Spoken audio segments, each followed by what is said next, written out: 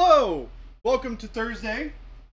We are back with some more painting action. Jason will be here shortly. He's just taking care of some stuff before he hops on stream. But I am here to launch things off at 2 o'clock.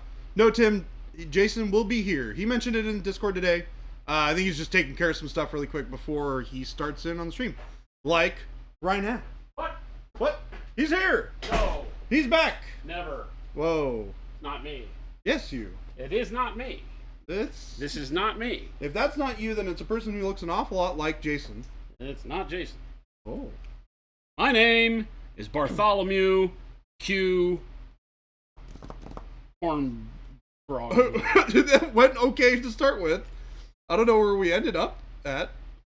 Bartholomew Q Hornboggle. Hornboggle. Hornboggle. Get it right, boy. Bartholomew Q Hornboggle. Don't ask me what the Q stands for. I don't need to know. Quaffer Battle. Hornboggle. Bartholomew Quaffer Battle Hornboggle. Quaffer Battle Hornboggle. Quaffer Battle Hornboggle. Why are you laughing at my name? I think it's wonderful, and I'm just glad to have you back. Good to have you. I'm getting emotional. Why are you laughing at my name? I'm not laughing at your name. Chad, he's laughing at my name. Look, I'm getting emotional. I'm getting teary-eyed. It's great to see him back in the office. What is this? What is what? This mess on my desk. Well, you can certainly blame somebody by the name of Gabe for that. What the hell is going on here? What is all this? Oh, I'll put that. Oh, I got it. That one is my fault. I told Gabe that I would put them back, and I promptly forgot. So that's on me. Would you like your models back? I put them on the tray over there. No. Okay. I mean, I don't remember what I was painting. I'll figure something out. Yeah. He's back. How's it going, everyone? Paint Liquor, Summerlin, Tim, Rants of Vomit, Paint Liquor again, T. Schmidt, Mark, Quentin, Mose, what's up? Hello, everyone. Welcome back. I'm going to finish up some Magnaguards today. Some silly robots with shock staff things with lightning on them.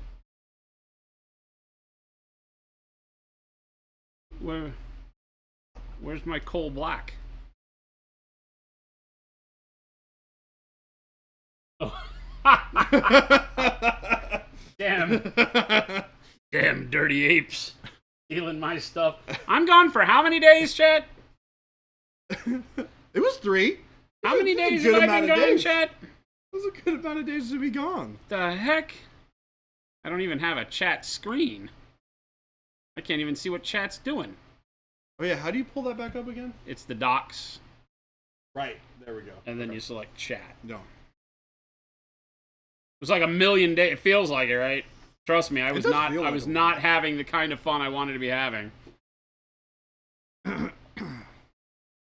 Evil goatee alternate dimension fuse. Oh no. Should I get like I should shave everything off to like a soul patch? Oh my gosh. Be like that would be so 90s wannabe rocker fuse. That's funny. Ugh. Get a red hat, turn it backward, call myself Slow Durst. Slow Durst. Some khaki dickies. I'm down. I'll do anything once. I'll try anything once, chat. Anything? Man, I'm almost, yeah, Anything? I mean, maybe. You tried the soul patch once, it didn't go well. Go back, what's going on? Yeah, I might get pulled out of here because I think I have a meeting. You actually, but it's not on my calendar. But Jen and I both remember we had a meeting today. Jen's working from the house because of the move, and there's people at the house working. So she's been working from the house, but she came by and I asked her, I said, what time is the meeting? She goes, I don't know. I was hoping it was on the calendar. And I said, it's not on the calendar. She goes, so I don't know. So I have no idea what that means for streaming. But they may come pull me out of here and say, Earl's here for you. And if that happens, I'll have to vacate. So we'll figure it out one way or another, Chad. You may have me for 10 minutes. Well, I can pretty much guarantee that it's either on the half hour or the hour.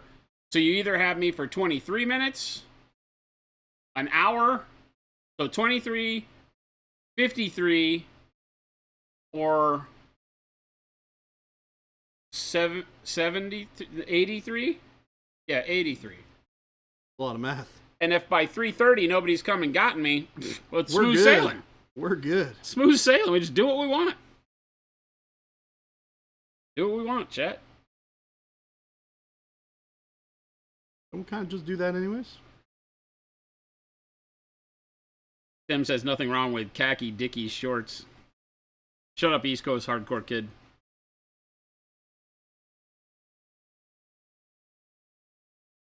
I like khaki Dickies shorts. But Fred Durst tried his hardest to ruin our hardcore garb.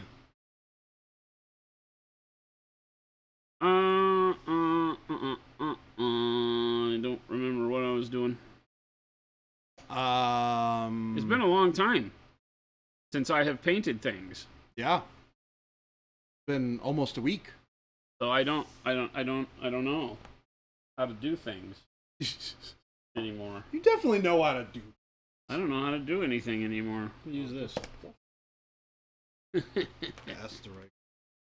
Teasing us with your sexy mug, yes. Yes. Fred Durst and fashion should never be in the same sentence. Tell him that.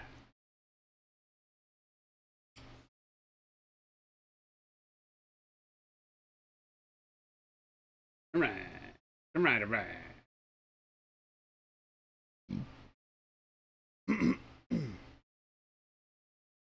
Doing a little bit of glazing here. With. How's everybody been? Did you miss me? Yeah. Was I missed? They did. At least I think so. I left you with this guy. Yep. How could you? Did he treat you okay? No, chat. I treat you guys okay? Okay to be truthful. Lie to him. But only if it's bad.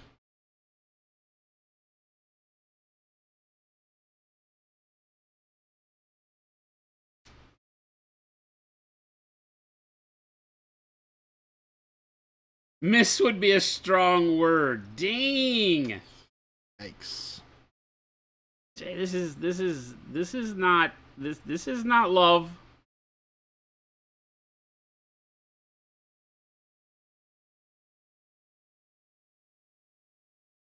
This is not what love feels like. Well, depends on if you're like who you're loving, I guess. There's a chance that love could feel this way if you were, I don't know, in a relationship with chat on Twitch. What an interesting relationship. Rat bastages. Rat bastages. We are just taking a little bit of this transparent black and transparent blue, shading up this here painted armor before we do a little bit more weathering on it. And we're mostly done with these guys. Got to do like the staff and the crackly bit, face. Coming along nicely. I'm using an old dry brush and I'm making more texture because I think that's where we left off.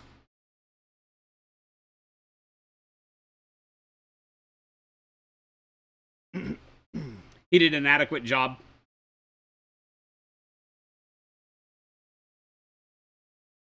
T. Schmidt says, I missed Wednesday, so I assume it was the worst stream in the history, and I'm sure Jordan was horrible. He said terrible. I didn't want it to hit you that bad, so I said horrible. And then he did grinny face. Made me sad. Then he did grin. Why did you have to go over? T. Schmidt, why are you so mean? Why you gotta go say that? I have feelings too, okay? T. Schmidt, why are you so mean? I have feelings. He's lying. He does not have feelings. I talked an awful lot yesterday. You talked? I talked. You? Yeah. No. I talked an awful lot over the last couple of days. What all did you talk about? How to paint stuff. We showed people how to paint lightsabers. Oh, that's right, because you were starting in on all your Star Wars stuff. Yeah, I got this guy done. Count Dooku. Oh, that looks great. Yeah. Great job. Really love that gray tunic. Yeah, that was one of the things that we spent a little bit of time on, and it turned out really nice. Very nice. Strello, thank you for the follow. Welcome. Yeah, we're working on these silly Magnaguards now. These things that, like, are impossible to figure out how they're actually supposed to look. Because the actual real versions of them are very inconsistent in references. Oh, yeah? Yeah, they look completely different in the Clone Wars animated show than they look in the actual movies. Okay. And in the movies, they also look inconsistent. They just... Yeah, it's like... And then all of the painted models and all of the, like, box art they do, they're painted, like, blue steel. Okay. But in none of the art ever... Are they like that? Are they like that in the comic book, okay. or in the comic, sure. The animated show or the movies? Sure. Very odd.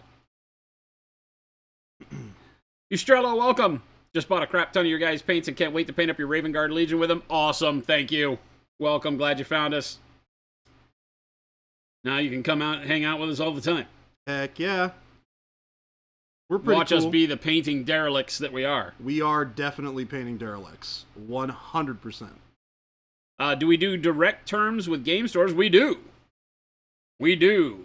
If you have a store or know of a store that you would like or is interested in carrying our stuff, they can always contact support@monumenthobbies.com, and the wholesale team monitors that support as well as the retail team. And they will get them off information. I'll tell you right now that we are on a waiting line or waiting list because of retail display racks. We have been very aggressive in setting up new stores through the beginning of the year, and we're out of display racks right now. But the next batch is currently being made, so shouldn't be too long. Lots of wonderful stores that want to carry our awesome product, which is great. It happens. It happens. Seems like a pretty good problem now. It happens.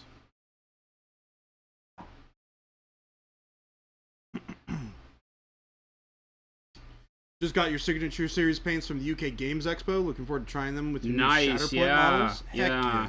Saw a lot of people over there. Element, obviously, repping us big at UK Games Expo. That was great. Byron did a deal much like our bundle pricing for UK Games Expo. You can build your own set, get some money off. Very, very cool. Excited Glad to see what you make that worked with really them. well for him. When you get around to painting your Shatterpoint stuff, you should throw it in the Discord. I would love to see it. I am thoroughly enjoying painting these models.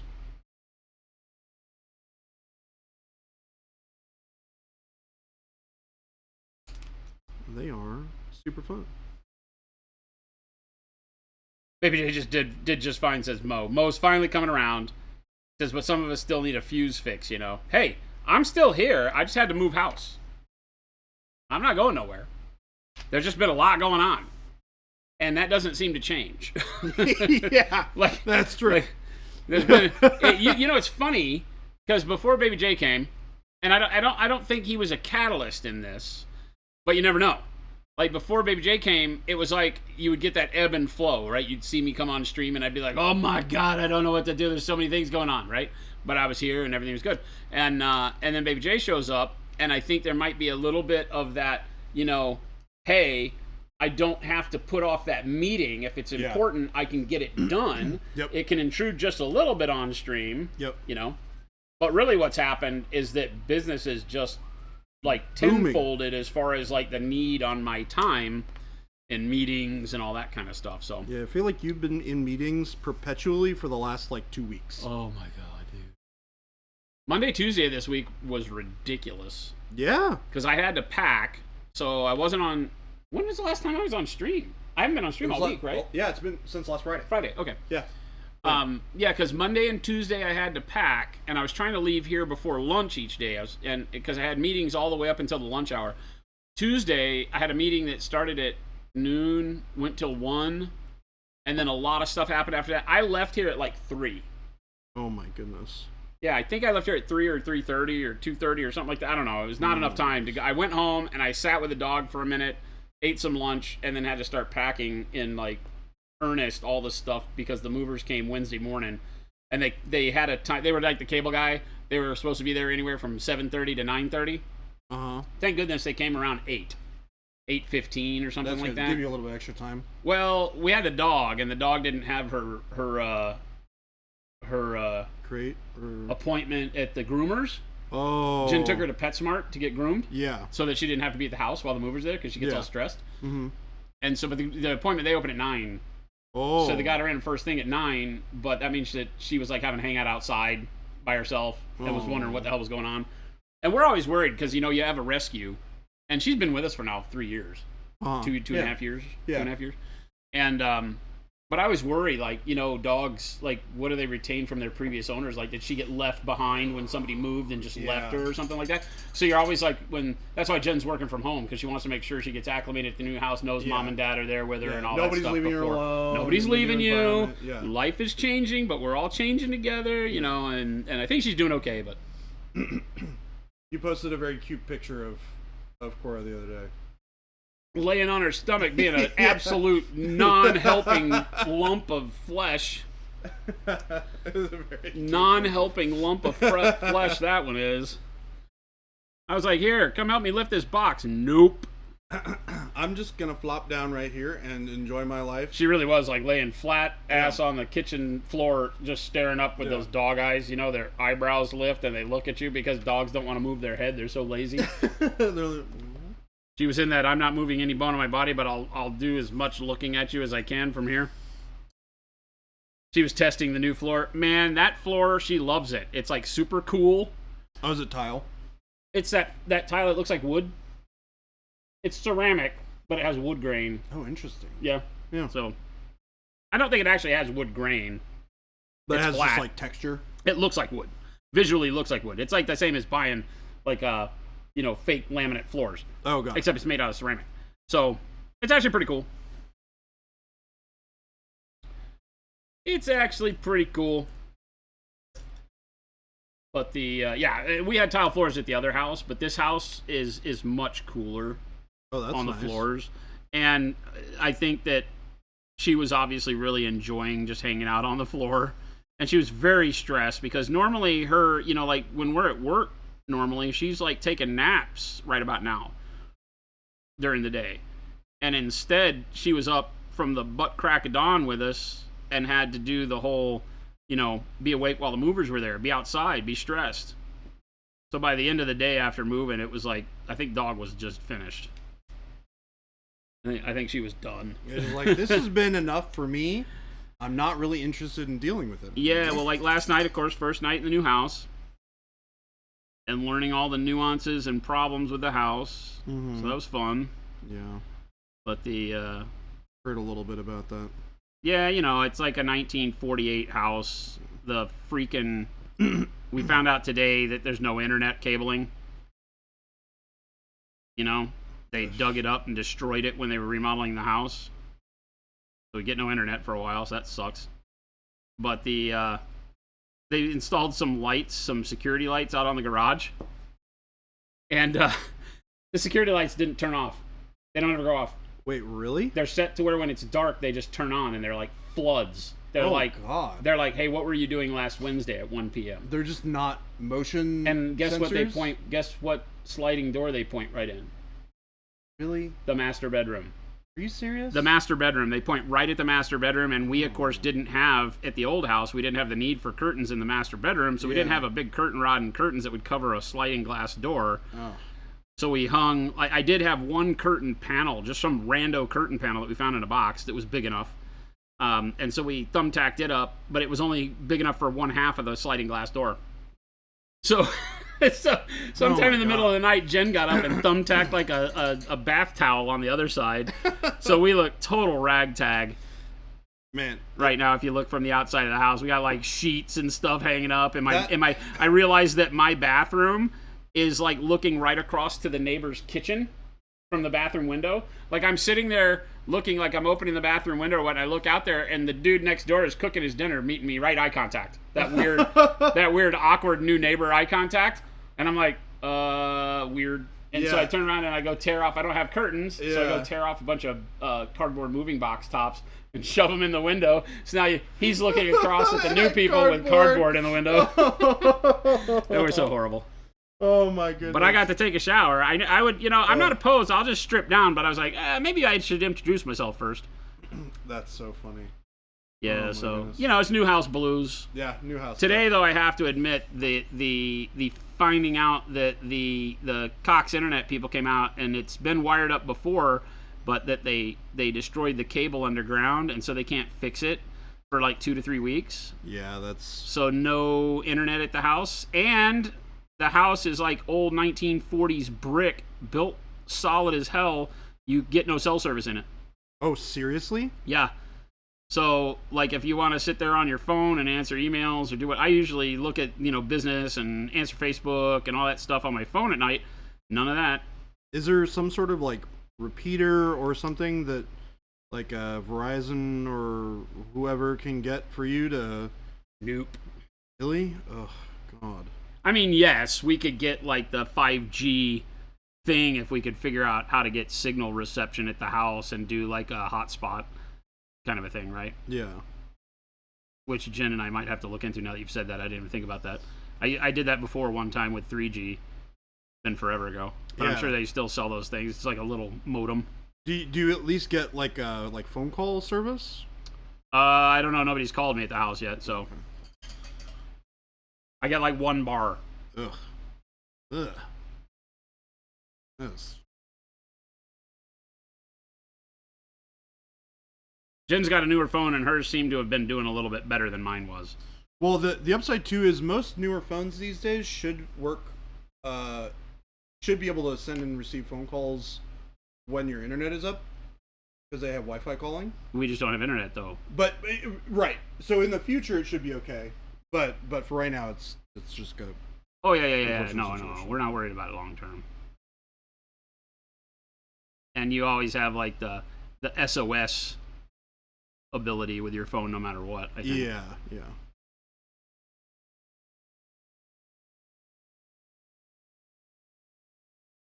Just a little bit of growing pains. Old houses. We have this ridiculous bed frame that I've owned since like 2009. It's this big, chonky, reclaimed wood bed frame. Brazilian, I think they call it Peroba wood or something like that. Something fancy. Sounds fancy, yeah. I bought it way back when I was in California. So it's survived moving from California to Colorado to Arizona. And it's been through floods with me. It's survived everything. We love the bed frame. It's really, really neat. It's like if IKEA was made by real engineers. It's like this 8 million pound wood structure. Imagine if like the thing you bought at IKEA was built like it looks. Oh, mine? No, just anything from IKEA. I can imagine though. IKEA stuff looks neat, but when you get it, it's like, oh, it weighs 5 pounds. Yes. You know? Yeah. Because they use that This cheap is aluminum made of and stuff like that. Not wood. Yeah. It's made out of like the lightest press board that they could find. Correct. Yeah. You know? And this one is not. This one is made out of like the heaviest crap on the planet. Well, I had to break it down in the morning, and then I had to put it back together last night. Ugh. It nearly killed me. Thank God Jen was there because she was able to lend a hand. I was like, here, put this paint can under the other end of this 8-foot long stretch of beam So I don't have to carry the whole thing. so that it doesn't collapse while I'm up underneath it, putting these Oh my gosh. these bolts in it. It literally is built to survive a Holocaust.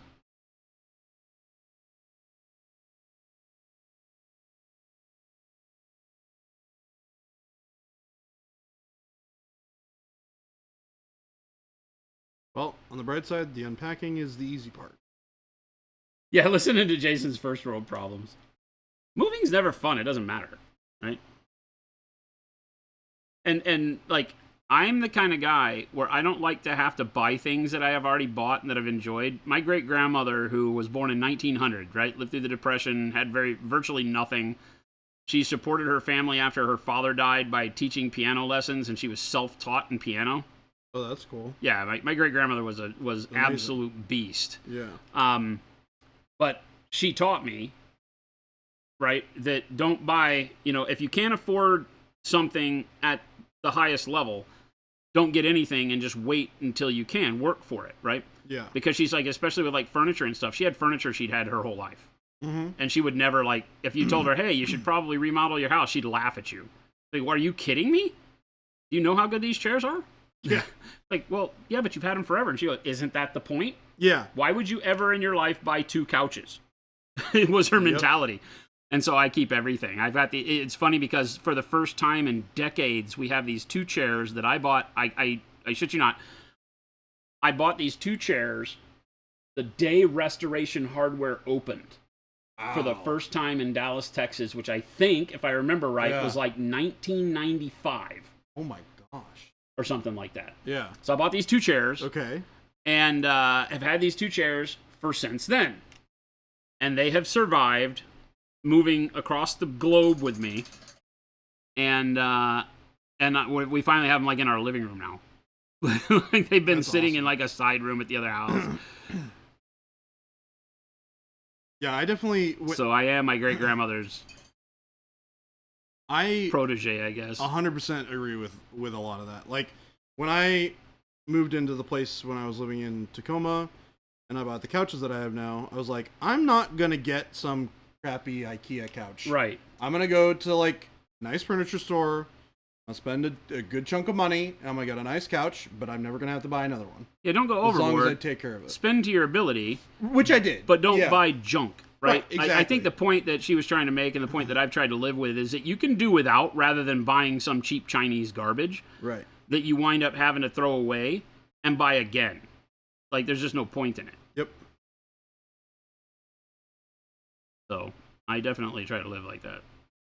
But it also means that I don't have very much because I can't afford like all the highfalutin furniture.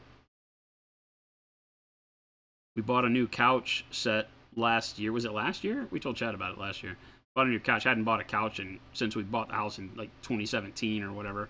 And the leather couches that are here were our previous ones, and we wanted couches at the office. Yeah. So we were like, well, we're not going to just buy new couches for the office. Let's take these and we'll get new couches for the house. So we got new couches for the house. And then we bought this house, and I was very afraid they weren't going to fit. Oh, really? I'm like, oh my gosh. Please. I was actually very pleased when I moved into the apartment that I'm in now. Everything fit? Everything fit really well. Nice. Yeah. That's And always a big thing, because it's always a big sweat moment for me. I'm like, no. Yeah. I don't want to have to think about this. Because, again, I hate that crap. I hate having to think about buying furniture. It's expensive, too. It's expensive. Nowadays, you don't feel like you're ever really getting quality. No. You can't. No, I can't. I don't know about. I can't speak for everybody. I know we can't afford the level of where you get like the quality you think you can very easily. Yeah. Because you can go into living spaces in all these places, and you're like hard pressed to find things that feel like they're actually going to last. I guess in that sense, like IKEA helps out a ton, right? Because it allows you to get like, hey, I need a dining table I don't ever really eat at, but I got to have something. Yep. And so you can get something that will make do. That's kind of the one thing that I don't have is like a dining room table. We haven't had a dining table ever. Or like a coffee table or something. Yeah, we don't have a coffee table because of the dog. We did. Do you have like an ottoman? It's that no, we don't have anything anymore. It's that big ship door that's in the break room in here. Ship. The gaming room. Yeah. It's leaning up against the wall. It's a big piece of chunk of wood. It's actually a ship door off a schooner. Oh, okay. Deck. Cool. And that was our coffee table. It used to sit on the the little cabinet thing that's over where the TV is. Oh, okay. Right? Yeah. But the dog would run under it and beat the crap out of herself as she got bigger, you know? Oh, yeah. Not understanding how large she was. Because you have a dog that's not so small. Yeah, so we got rid of it. So we don't have a coffee table or anything like that. Yeah. But we haven't had a dining room table because the old house didn't have a space for it. It didn't have a dining room. Yeah. So you ate in the living room. My computer desk takes up the space where the dining room table Right, would be. right. Like the little breakfast nook area or whatever your apartment has. Yeah. And I don't entertain enough for it to be worth me having an actual dining room table. Right. So, because I just eat at my desk or I eat on the couch. This house actually has like a family dining room area. Oh, like a separate room almost for it? Yeah. Yeah. Because if you saw that picture yesterday, that picture is like, it's got the kitchen and the living area are open to each other. It's one big room with a kitchen and then the place with the TV. Then there's another room. So. Cool. You nearly died from a Harbor Freight spring compress? Dining room tables are a thing of the past. It's a really weird thing to say, right? Because I've never really had one in a house that I've lived in because I've never, like Jordan's saying, I never really have people over for dinner very often. Yeah. Like, do anything for dinner, I usually just go out. And T. Schmidt, moving does suck, full stop. Yep, definitely does. Mark Kuhn, are the transparent paints similar in use to contrast or speed paints? They can be. The transparent paints are a paint that act just like our normal paints with a lower opacity right out of the bottle. Here, let's use some orange. I'm actually using transparents right now. Oh, right? Yeah, I'm glazing over the parts of this metal that are going to be in shadow with a mixture of blue transparent and black transparent mixed with a bunch of water. So I'm creating reflected, like dark shadows in this metal by applying small thin glazes of transparent paints, which allow me to build that up while still keeping some of that texture that I have underneath. Yeah, so I've got transparent orange here, and you'll notice that this is a dry brush. I didn't even put any water on it. And you'll notice that as I paint with it, it gives you a really big, brilliant amount of vibrance, but it's see-through, right? But unlike a contrast, here, I'm not even going to put water on the brush. Unlike a contrast paint, it literally is a paint. I can paint lines. I can do hash marks with it. I can do small details. I can do anything you need me to do, right? Just like you would with a normal paint. It's just see-through. Now, as I load my brush with water, I can come in here and I can start thinning it out, and I can start turning it into a very, very light glaze, right? So I can thin it down to almost nothing like it's getting right there, and just get a little bit of warmth from that orange and see all of my greens and other colors underneath it. Whereas right out of the bottle, it turned everything orange, right? So that's how they work. Now, given that they have a very, very variable opacity, you can use our glaze wash medium with them, right? And our glaze wash medium, when you mix it with it, will turn it into a contrast or a la speed paint. So our thinking there and why we did it that way is because we don't believe you should have to buy a whole nother set of paints to paint quickly. You should be able to grab the same color you use every day. If it's, the colors that we've shown you here, or you decide you love bold pyro red, you can mix bold pyro red with our glaze wash medium. You can mix red transparent with the glaze wash medium. The glaze wash medium is the kind of magic sauce that turns any of our paints, transparent or otherwise, into washes and speed paints. So, yeah, it's amazing. I use it all the time. One of my favorite things is to paint stuff really fast. Something that I, just enjoy doing for fun. And I use transparents for that almost exclusively. Deathware, what's going on? Hey, that's me. Thank you for the follow. One of the spring compressors. Okay, for changing springs on your car's struts. Yeah, don't ever buy stuff that is, how do you say it? So load bearing? No, well, high stress or high speed tools I would never buy from Harbor Freight for actual use. Now that's kind of a lie because they're hand grinders, right? I buy all the time for use with like flat discs and stuff, but I would never use one without proper eye protection, gloves, and all that, because they will literally seize a bearing and throw stuff at you. They're horrible, but they're like $20.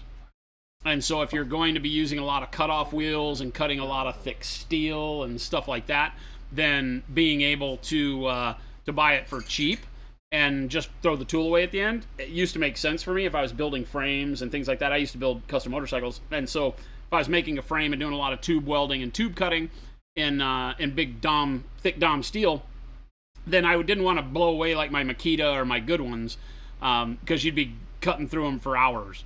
And so I'd use the cheap Harbor Freight ones. But like I wouldn't use a table saw from Harbor Freight. That thing would launch the blade at you probably.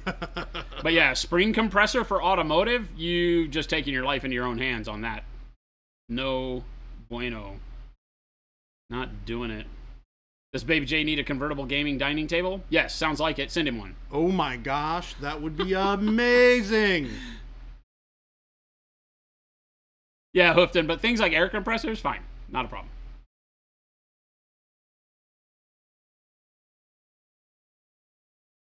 Tim says my wife came with a giant wooden table. Is that like a dowry or something? Please marry my wife. Here, have this table. Or here, marry my daughter. Have this table. Marry my wife. Marry I don't my think that's wife. legal. That's not legal.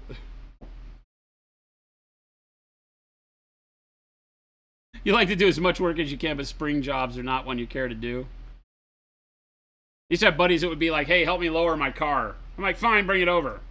Right? And so we'd cut and do all sorts of stuff to springs. And there were lots and lots of time in my life where I'm like, well, I hope he lives. Oh my gosh. When they drive off. You'd like finish a project and be like, well, because people would bring stuff to my shop that I'm like, you really intend to lower your car with this? It was the clamps, right? They would run the same thing that you would use like a compression clamp set, but instead of cutting the spring and doing it correctly, yeah, they would clamp the spring down to make it shorter. So you have these two clamps that are clamping this spring under tremendous amounts of force and then driving it down the road. Ugh. Yeah, the clamps always bust. That's why you'll see you probably, I don't know how much you've ever paid attention to lowered cars, but you'll see like a lowered car where like one wheel is kind of cocked off. That's because the spring clamps have busted. Really? That spring has gone back to normal height, so it's on coilovers. It's horrible. Horrible. That's hilarious. Horrible. But I'm like, hey, it's your life. You want to do that? That's on you. It's your life. He's like, I don't want to pay you to cut the spring and do it right.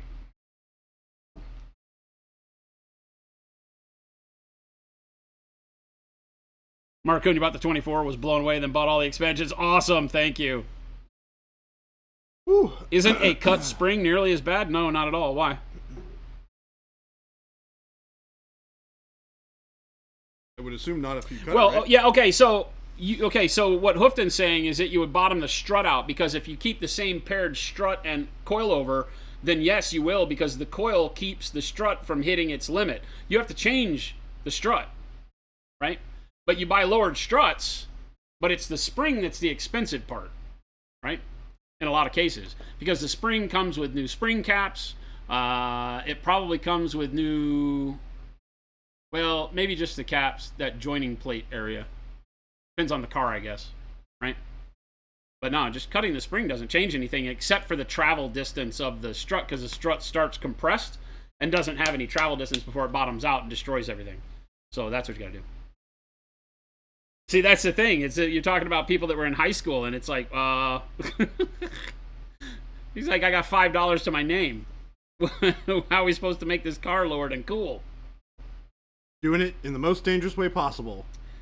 Yeah, you don't like torch the springs and push them down. You have to cut them, right?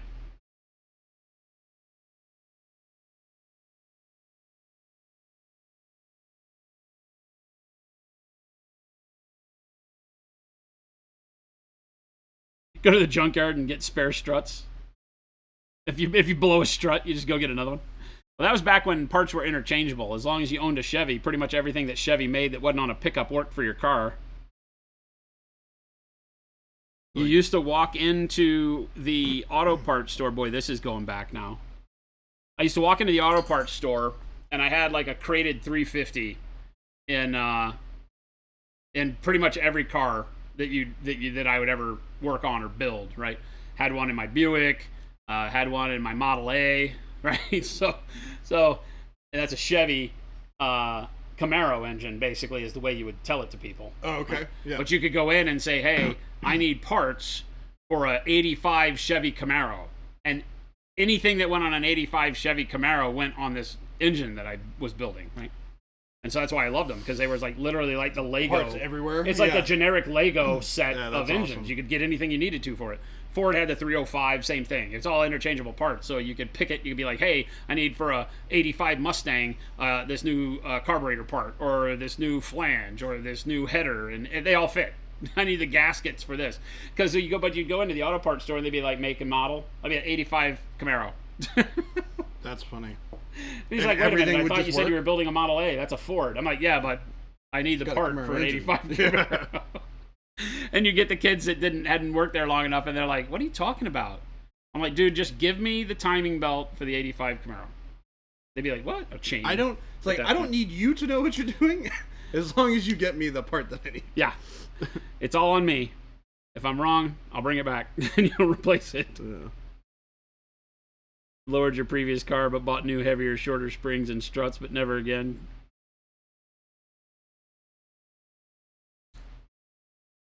I think lowering cars is just ridiculous. Don't do it. Turns out suspension travel's important. Yep. I like being able to get over. It turns over out speed bumps. not having your spleen drop out as you're driving Yeah. around is a good thing. Driving through my parking garage with a lowered car sounds like the worst thing I could possibly do. Oh my god, dude! I had a Have you driven through my parking garage yet? yeah. Yeah. So It's- in my when I first moved here, I had a 1960 El Camino. I sold it to one of our viewers, as a matter of fact. A couple years back. Haven't seen him since. So hopefully the car's still working all right. I mean, I've seen him since I sold it to him, but I haven't seen him in a long time.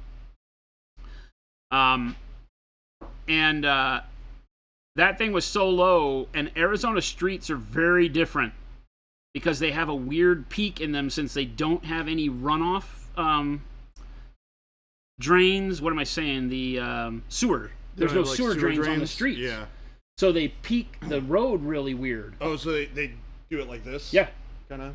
Yeah, and it has like weird bumps all along it sometimes. Interesting. And so I had to pretty much drive my El Camino in the curb lane all the time. I couldn't drive in like the center lane. Because the way it was peaked, the bumps would get overly dramatic wherever the ripples in the pavement would happen. Yeah. And I would be bottoming out. I could hear it like, scraping the fuel tank. Oh no. Yeah, so I was like, yeah, that car was low, dude.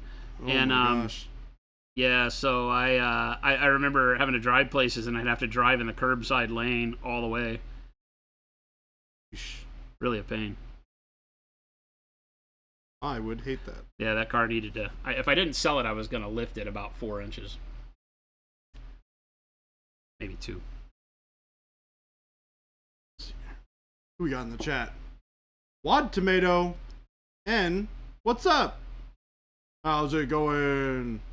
Hoofton. What's up? The Punisher. The 240 SX drive shaft. The Nissan? From a Lexus? Seriously? That seems weird. Lexus is a Toyota product, right? That I could have understood. But I guess a lot of that stuff might be interchangeable in design, right? I don't know Japanese car makers very well, so I don't know how Toyota, Nissan, all that stacks up with how they spec their cars.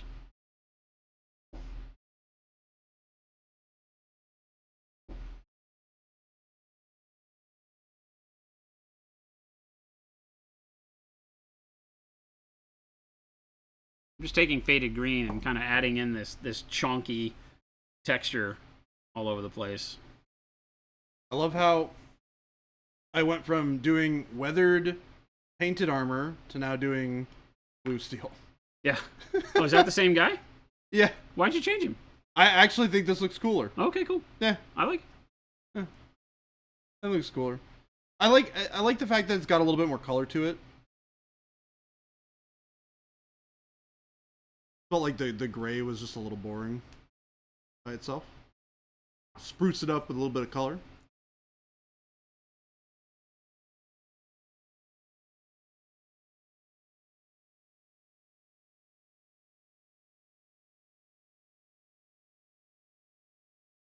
Oh, Infinity, not Lexus. Okay, that would make sense, right? Because Infinity is Nissan's. That makes sense to me. Yeah. Yeah, that makes sense because they're the same basic. The only thing different is the body panels on a lot of those cars.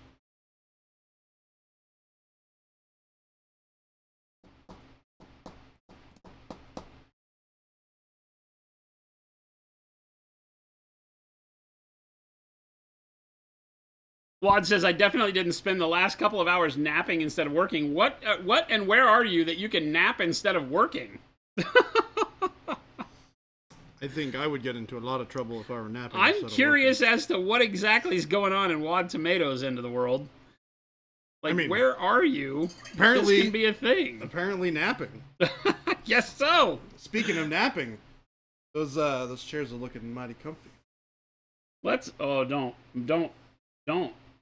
send me to the chairs. Is that what you're saying? Honestly, I kind of half expected you to hop in the chair when you got it. It's like, dude, I'm rough around the edges today. Just finished moving? You saw me yesterday, right? Oh, yeah. I was done. And then when I came here yesterday to the office, it was late. I stayed here. I left here at nearly 5. Yeah. I went by the house and got some stuff that I needed to get for the new house. I went to the old house, got stuff out of there because we still have junk there. Got that, took it over to the new house. Forgot things. I forgot the shower rod that I need for my shower at the new house. So I had to drive back to the old house. So I was just done. I was done. Tired of making laps. All that stuff. I didn't want to talk to anybody about anything. Yeah. Leave me alone. It was horrible. Moving is just the worst. It's truly right up just there with the worst. Yes. Yeah. It's not great. It is right up there with the worst. All right, I'm going to take some pale yellow now, I think. Nice. All right, we're going to work on the other guy now. I don't want to spend a million years on these. These need to get done today, and I need. They need to get done today. Why? You playing a game? Well, I'd like to get Django done. Django? Not Django. Oh, Django Fett. Django Fett. Yeah. See, I hate Star Wars, but I know some things. Hate's a very strong word. I don't hate Star Wars. It is just not my favorite thing. You have a lack of interest. In modern Star Wars, I think is the way to say it. But even then, like if I go back and try to watch the Star Wars I grew up with, I'm not excited about it anymore. Yeah. I can respect. It has lost a lot of its luster over the years. It's just not for me anymore, and I respect that. Not everything has to keep appealing to me. It might have appealed to me at one point. It is not anybody's responsibility to make something continue to appeal to me. I've changed. Star Wars has changed. It's just not for me. Yep. I'm okay with all that. On the other hand, this book you're making me read is infuriating. Oh, no. Oh, no. Absolutely infuriating, chat. He's done. No. This book, I am nearly through with it. I'm so sorry. And there's still not a single character in this book you give a damn about. Not one. I think I said it the best, that any one of those characters could die, and it wouldn't matter at all. Yep, some of them have died. Some of them have died, and it didn't matter at all. Yeah. It's really a bummer because I keep coming back to it saying this world makes me want to know more. Yeah. Right? The story makes me want to know more, but holy hell. Could you please write an interesting character? Okay, and even some of the characters are interesting. I'm not going to go as far as to saying that the author hasn't made interesting characters. He has. Yeah. Right? It's just bad authoring and just bad writing in general that makes none of the characters have any reason to feel sympathetic to them and their cause. Not a one. Yeah. I think that the most... Let me think about this before I make this statement. I think that the most I have felt for any character in the entire thing was when Perrin sat down with Cole after Cole had been slashed in the thigh by the adjunct. Yeah. When she meets the four of them Mm-hmm. walking around in the plains. Yeah. Protecting the coin bearer. Yeah. Cole is the knight, but he's not a knight. Yeah. Because he married a lady of the night instead of the woman that his family set him up to marry, and so they erased him from royalty. Yep. They basically entered into the annals of the city that he was dead. Yeah. And so he only lives in the physical realm. Nobody talks to him. Nobody pays attention to him except for the thieves and the lowlives at the pub. Yep. But he was royalty once. And so he's the only character for a split second when he was sitting at the fire with Perrin that night, and Perrin said something about how, because Perrin's an idiot, and Perrin sat there and was saying something. He had like a spark of brilliance where he says that you don't really live until you've lost everything, sort of. My words, not his. Sure, yeah. But that was kind of the essence of what he said. And so Cole says, so what you're telling me is that sitting here bleeding out, dying, is the first time I've been alive in my whole life. And he's like, pretty much. Yeah, pretty much. And it was Cole and the brief moment where he kind of just stared into the fire, and the way the author wrote that moment, that you were like, now see, he should be a more important character. Yeah. He should have been the one we've been talking about instead of Perrin. Yeah. Because Perrin had nothing to really do with that. And of course Cole he may have a part to play, but he's just an NPC. All of the characters in the book are NPCs. Yep. None of them. I mean, you get Rake. What's his name? Animander Rake. Animander Rake. Yeah. Right? Interesting as hell. Oh, fascinating character. Interesting as hell. Absolutely no emotional attachment to that character at all, even if you love the bad guy. Because they haven't done anything to define him as actually being bad. I don't think he actually is a bad guy. Well, so what kind of book just has everything in kind of effluence forever? Yeah. Yeah. It's just this I mean, his whole thing is he's just trying to, like, protect his people. Which are kind of like elves? Yeah, they're like drow? Yeah, pretty much. They're like dark elves. Yeah, pretty much. Yeah. And they live on a floating city in the sky. Called the moon or whatever. Called Moonspawn. Moonspawn. Yeah. Whatever. Yeah. The only character you'd be upset is the flute-playing kid. That's how you feel about Gaunt's Ghost? Well, see, all right. All right. All right. I mean, everybody understands and has their own way of looking at things. Somebody would tell me I'm completely wrong about this book and that they fell in love with characters and stuff, but Colm Corbeck, Gaunt himself, a lot of the characters in the Gaunt's Ghost novel have a lot of backstory and a lot of emotional attachment to them, which is why so many people dislike the entire series round about book 12. Yeah. 11 or 12.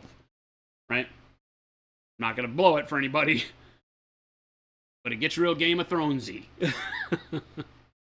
I'm really trying to think of how the... You just tuned in, but have I met Crappa? Is that Crappa? Yeah, Crappa. You pronounce it Crappa in the audiobook. Yeah. Fat mage. That might be an accent, though. I don't know. It's weird. He's the fat little mage that always talks about himself in third person. He can, like, see the future, sort of. Yeah. Yeah.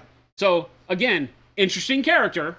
I love the way he talks about himself in third person. He's very weird, eclectic, street living. He's like the homeless guy that has all the information, but you can't get it out of him because he's too busy talking and eating all the time, right? And he's not maybe he's a powerful mage. He seems to be a fairly powerful mage, but he always screws everything up. He's very bumbling at the point where we've known him now. And I'm 3/4 of the way through the book, so Crappa's been in it for quite a bit. Yeah. But Crappa could die right now and it doesn't matter.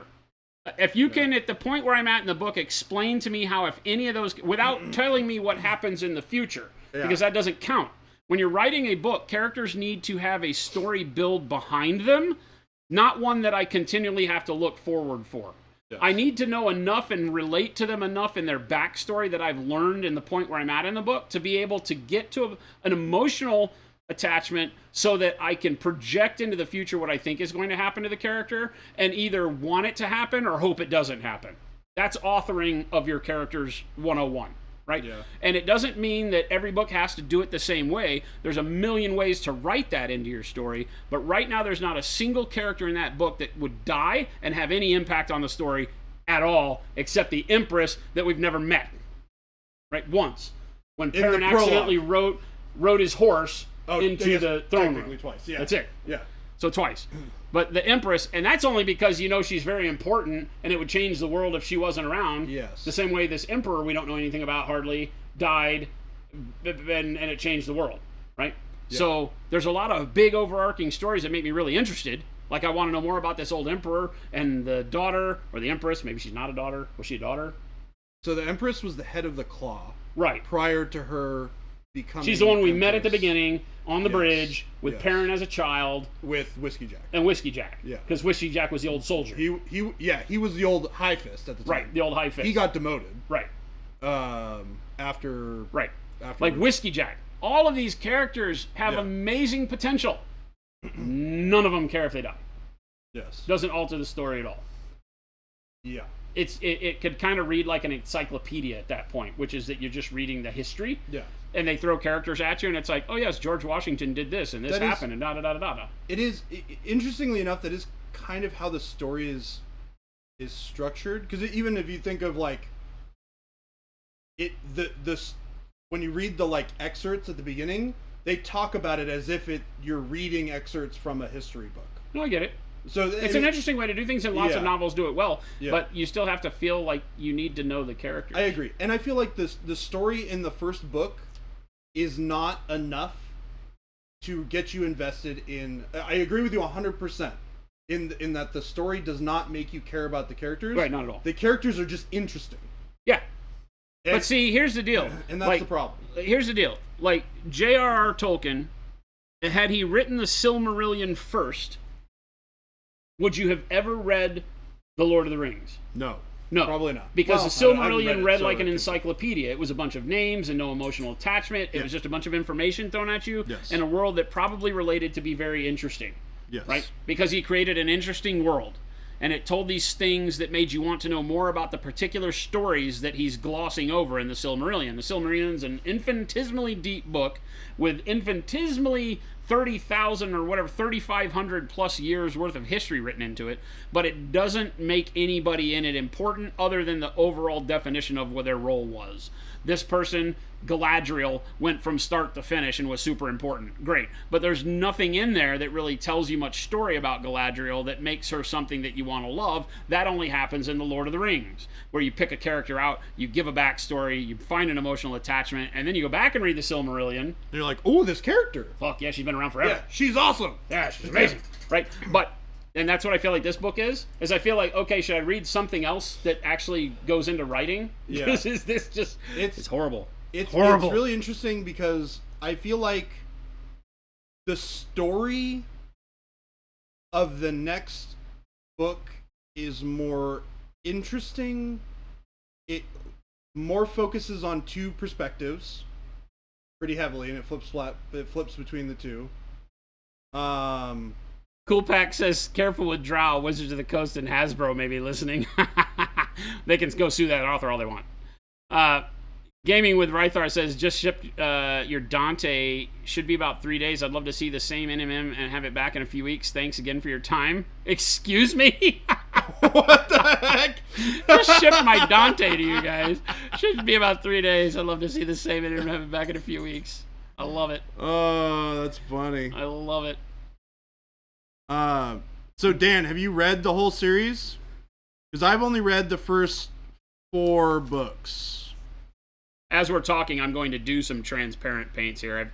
Just before we go too much further in, I've basically just done a stippling with the dome dry brush over the top of the black green with the camo greens, the lighter camo, and then faded green on here. Or yellow, I used yellow green and then pale yellow so that I can just kind of get a sense of texture. And I'm going to use the transparent paints to drag all that together and change the color of the cloak. Well, I say change. To migrate where I want it. I'm going to use some green transparent. Jason? Yeah. Christian? Okay. All right, perfect. I'll be there in just a minute. The meeting has arrived. All right, so I'm not going to do this because my meeting is here. Amsterdam, thank you for the follow.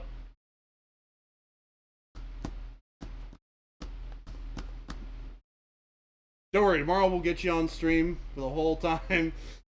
We'll make it I do not happen. have any meetings tomorrow. Yes! Hey, look at that. There we go. You read the core 10 books, kind of slogged through the last 4, Dan? Again, it's hard for me because normally when I hit a book like this that gives me such an emotional backlash at the way it's written, I quit. Yeah. Because I can't stand it and I don't want to read it. Yep. This one's world and It's that he's so created interesting. interesting enough that it makes me keep hoping, Yeah. even though I'm now 80 million hours in. Yeah, you're like basically done with the whole Oh, book. it's going to get good, Jordan. I swear it's going to get good. It never gets good. But it's... The characters are all very interesting, and Yeah. I think if I get to the end of it and I'm like, does this story ever wrap up and tell me anything? Like, I get it, there's a sword that steals people's souls and enslaves them and stuff, and the way he writes that is really bitchin', but I don't care if Anarmanda Rake dies or not. Somebody else, it doesn't, none of it matters. So, But the story of the sword is really have you met bitchin'. Kaladin Brood Yes. yet? Okay.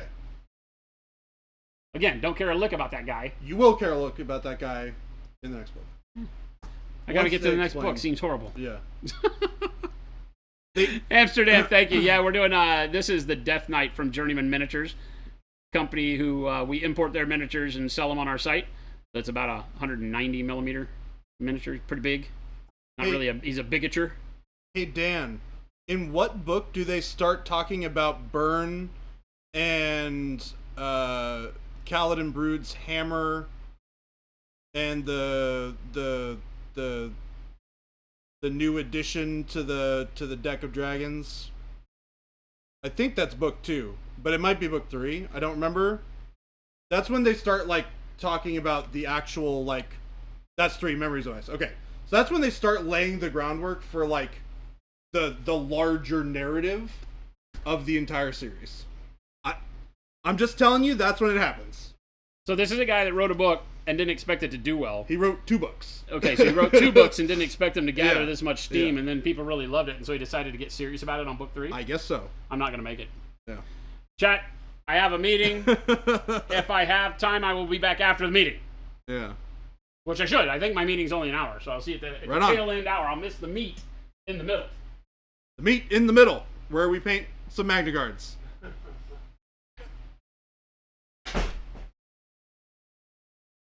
Yeah, Dan. We'll see. We'll see if we can't get him to keep going. There's definitely like a good amount of like reveal that happens during the 3rd book that should keep him interested, maybe. Paint therapy question. How would you paint age spots and that grayness that older people get to their skin? Like, I would do glazes of, like, brown, like little, like, brown spots. And then just some, like, maybe gray glazes into the shadows for the kind of pale feel. Like, just using, like, texturing largely to get that T-Schmidt. Erickson and his buddy wrote a D&DS campaign that they tried to turn into a movie that they took the screenplay for and used as the basis for the book. Dan, is that the basis for the first book? Sam, what Shatterpoint have you already painted? I have painted Count Dooku, our main man with a plan, Count Dooku. We painted this guy up at the beginning of this week. Took about a day and a half on stream. So, yeah, I'm really happy with him. He is pretty freaking awesome. So we're painting up this guy, and then we're working on the Magnaguards next. We got their cloaks painted up yesterday. Got their armor base coated, and so we're pretty much done with that. Just got to paint like maybe some trim and some highlights on that metal on the inside. Paint the staff, do the glowy bits. Finish painting the face, do the glow on the eyes. Paint the bases. Thanks, Sam. I am very pleased with how they're turning out so far. I absolutely love these models. Which cloak hamster are you talking about? This one? Or are you talking about this one? Many, many, many cloaks. Both? Alright. So this one is probably easier to explain. This was just building up layers of color. Ooh, let me get this paint off my brush. So building up layers of color with just kind of like strokey, like loose highlights for like texture. And then we went over it with transparent brown to smooth everything out and to bring the darkness back in so that he would have a darker cloak. And then what we did is we mixed a little bit of transparent purple and transparent brown together to make this really nice deep shadow color right here. So these areas down here are all of that kind of brown and purple transparent. And then we kept the inside of the cloak all textured, doing just like stipples of highlight. No washes. We just used transparent glazes. Much like how I turned this sort of armor into this. That's all just blue transparent mixed with a little bit of black transparent, and we're just glazing it on, which I'll show you actually here in a minute when we get to doing that. And then these cloaks were a little bit more work. We painted them up mostly yesterday, so that VOD should still be on Twitch if you want to watch it to get the whole kind of idea. But generally, it was just building up and painting the value on the cloak for like painting your base coat, building up your layers, and then painting up your really bright colors in the areas that they were, and then just using some like blending techniques to smooth everything out. Well, you don't have to stop washing everything. I wash stuff all the time. It is a tool. It's not a crutch. It's a tool. It's a very useful tool that can be used at many, many different levels of painting. But it's not a crutch. There's just a lack of tools is all it is. So if you are very comfortable using washes, then you should wash. If you want to figure out how to do some cooler things that will give you a different style of look, you definitely don't need to, you don't have to stop using washes. And like I said, I use washes all the time. It's figuring out the best ways to use the washes to best effect, right? I don't like using the term crutch to utilize washes because it feels very negative. And I would rather have somebody view it as a strength that they've learned and gotten used to, and that they just, need to or want to find more tools to add to their arsenal that don't include washing as a technique. But they're easy. It's a quick and efficient way, or a quick and efficient tool that you can use to get good results on a model without having a ton of experience, which is fantastic. That's an amazing thing. But there's nothing wrong with doing that.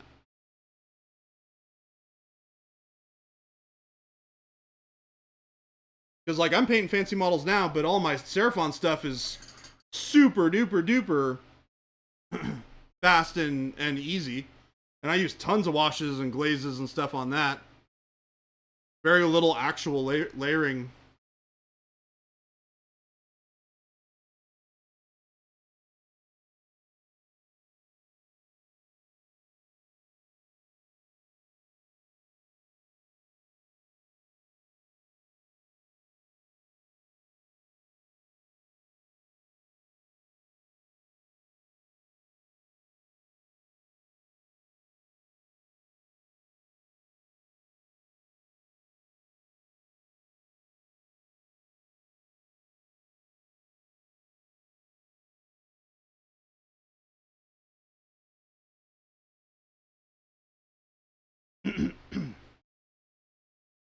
So we're just going to smooth this out really quick. We made a little bit of a mid-tone mix between these.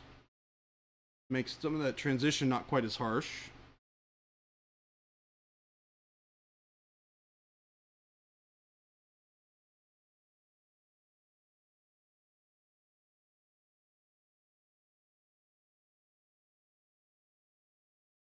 Getting both sides of these bright highlights. Using some of these finger blending over here to create these nice textured blends.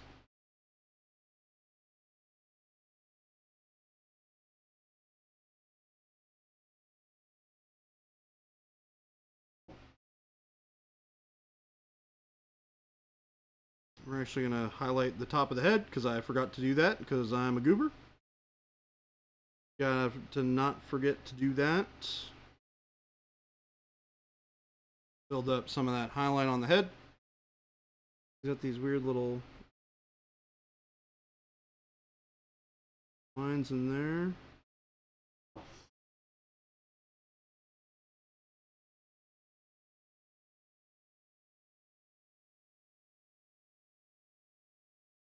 All right.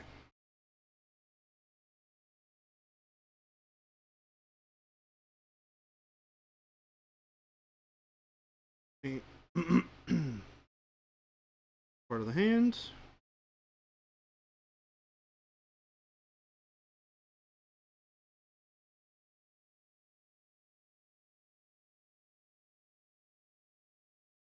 Daniel stopped the book talk in the painting stream. Hey, look, it's not just a painting stream. It's a chat stream. We like to talk about stuff here.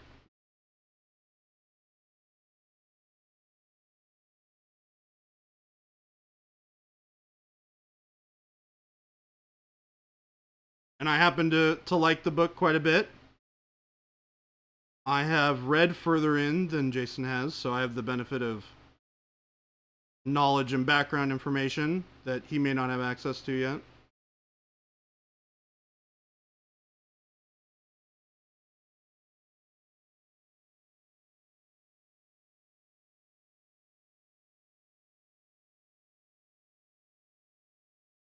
Yeah, vinyl needs. That's a great way to approach it, right?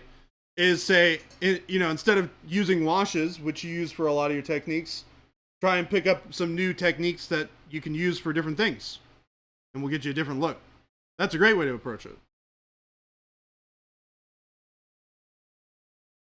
I strongly encourage people who use washes all the time to try out new ways of painting. Because there are many, many, many different routes to go, and washes are only just one of the ways. And the more tools you have in your tool belt, the better your stuff's going to look.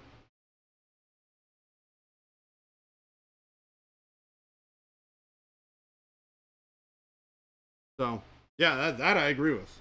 100%.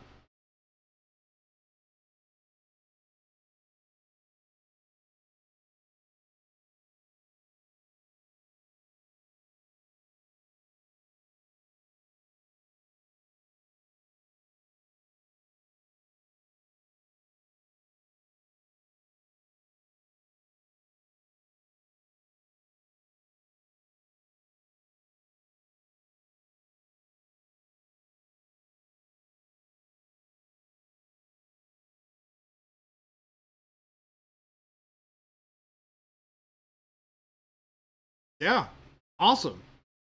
Man, airbrushes are awesome. What such an awesome tool to have access to. It makes life so much easier. What I wouldn't do to have an airbrush on every project. Well, I actually have one on every project I can use them on. So that's sweet, because I got one right here. Boom.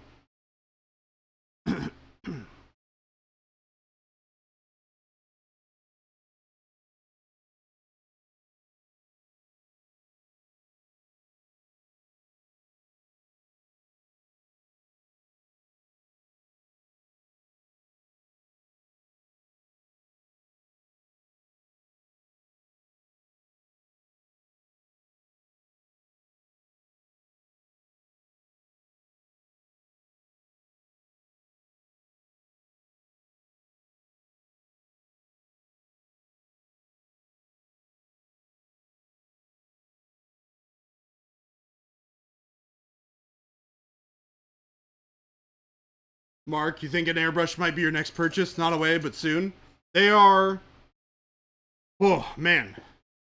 Does it make life so much easier? It's awesome.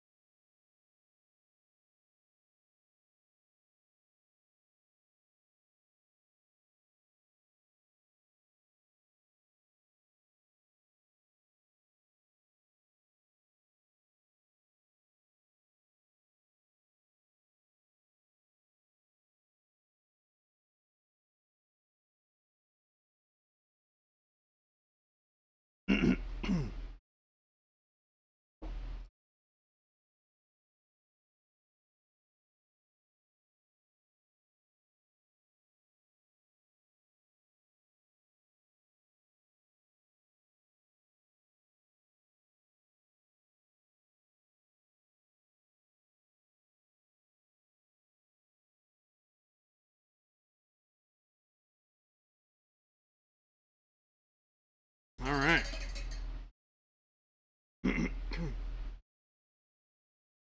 Yeah, my airbrush has always been a super big workhorse.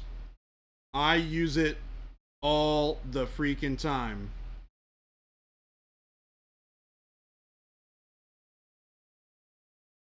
You just paint for display? Yeah, that's awesome. I'm a nerd. I like to play games. Who would have thunk it?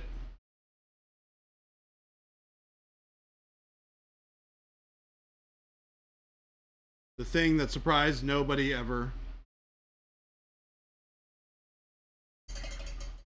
What are you building an army for, hamster?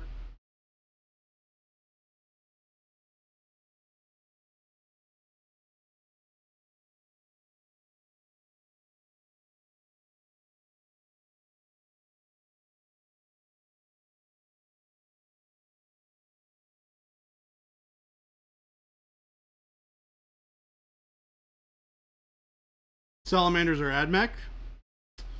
Ooh. That is a tough one. They both have a lot of really cool stuff going on. I don't know anything about the armies. Is there anything 10th Ed related that they've talked about for either of those armies that would make you interested?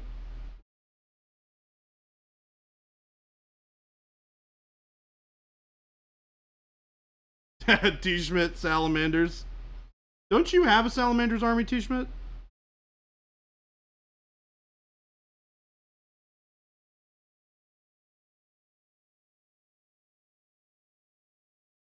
They do look cool. Do you like dry brushing? Yeah, there would probably be a lot of metal dry brushing on that for sure.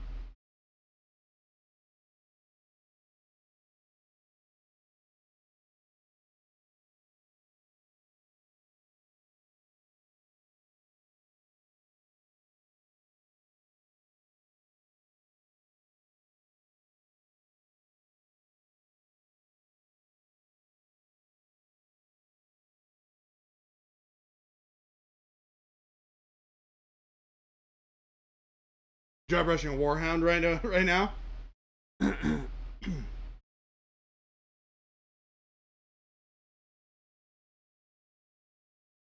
How does the new torrent rule work, T. Schmidt? I haven't looked too much into it personally.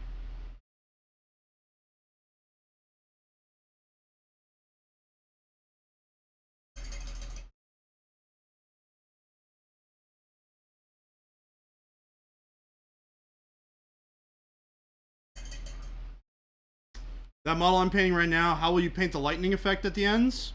I'm gonna paint the lightning effect white, and then I'm gonna glaze over it with magenta and then purple.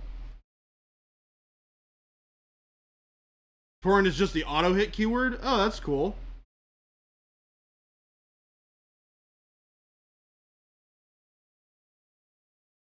Punisher, I think they just had that in 9th. Because I think in 8th they still had, you would just roll hits based on the amount of people that you hit with the template. But I think they've done away with the templates, like the flamer template and stuff in the game, as far as I'm aware. I haven't seen it in a while, at least.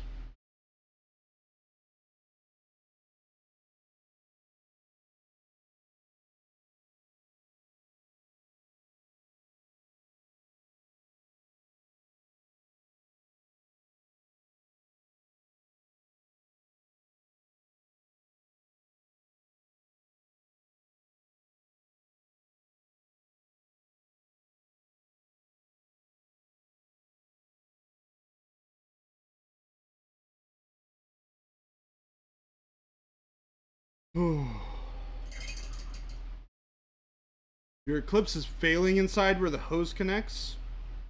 They can only do so much. Interesting.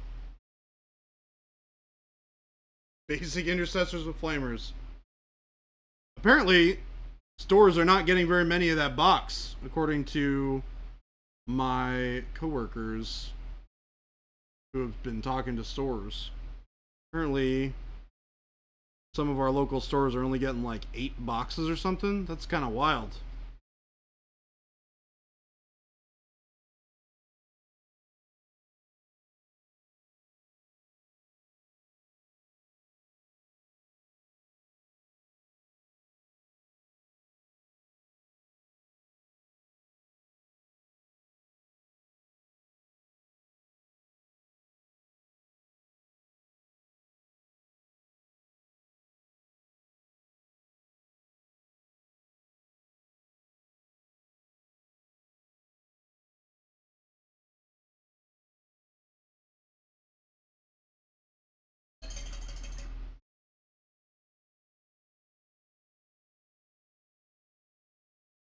Let's see how this is looking.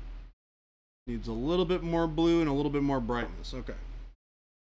So we're going to add a touch more blue, black.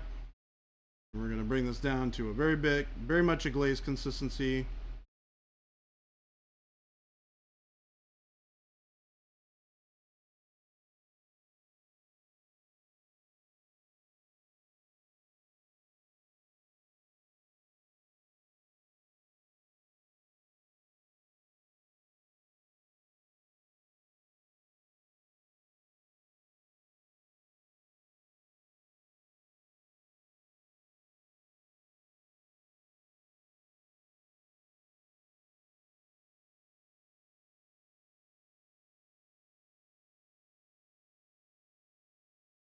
Blue if you paint anything red.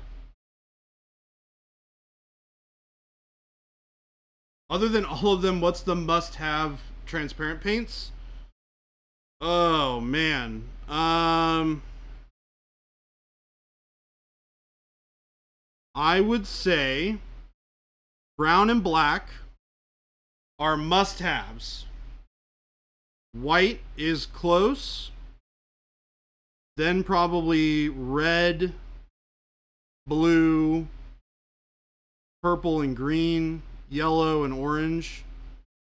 The problem is they're all so good for different things. So the question is just which applications are you going to utilize the most, right? Because if I were to do like glazes to make all these bases, right? So like these bases to make them turn into this, I would want black and brown. But if I wanted to do stuff like this, like silver, right, I would want to have more blue and black. But I think like black and brown are definitely like some of the 2 most important ones to have. That and white. White is amazing.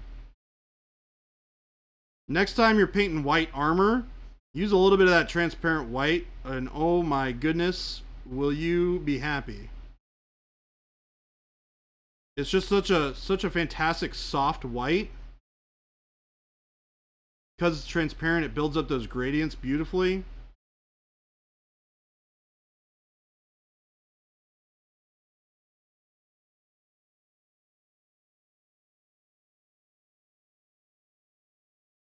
It's pretty amazing.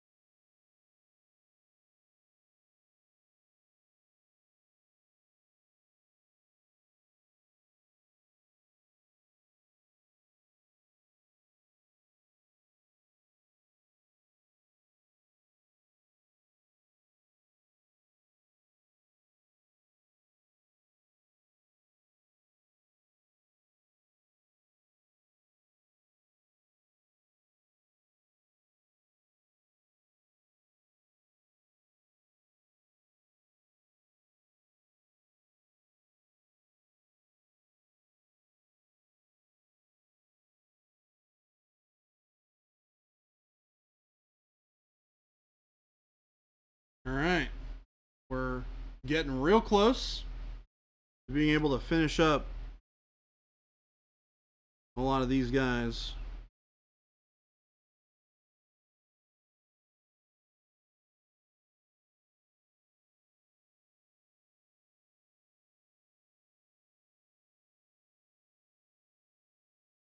Baby J needs to get some hand tattoos. So, you know what I should do is I should get some like slightly darker like lines or something, or like letters, so I can paint over it. So it's like, this is a really dark one. This is slightly lighter. This is really light.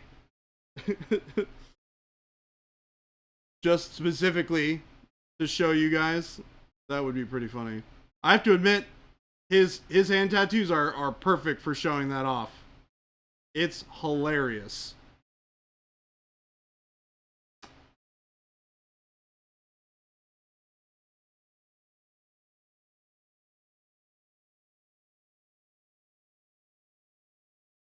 What would you recommend to smooth out a light gray? Let's say a clone trooper.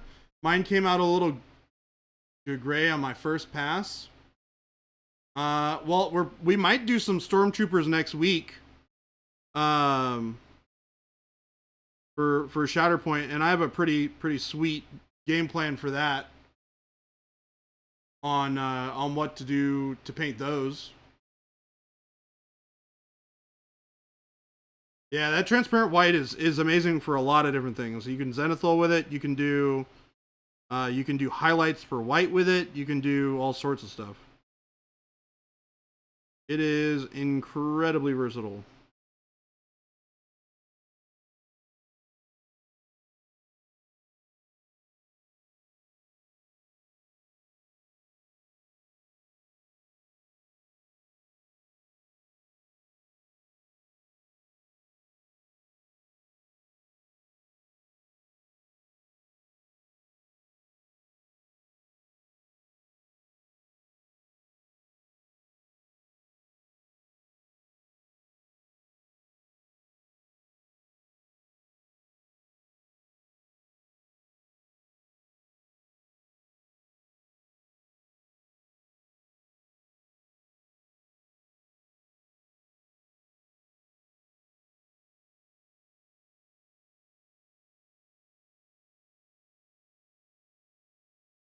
Oops, sorry. You can't see anything I'm doing.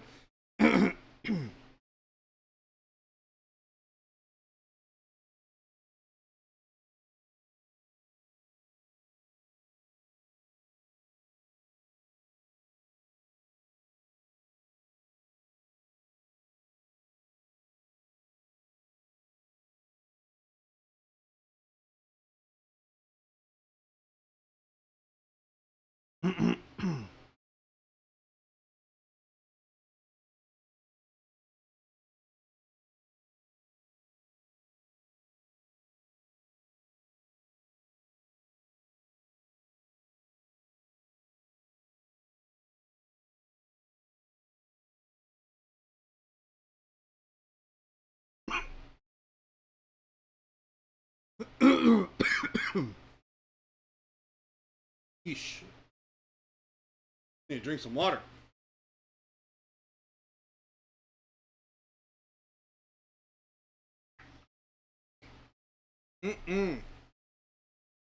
Nothing like some fresh water for you. All right. I think these are looking pretty good. Probably gonna do some last little bits of highlights.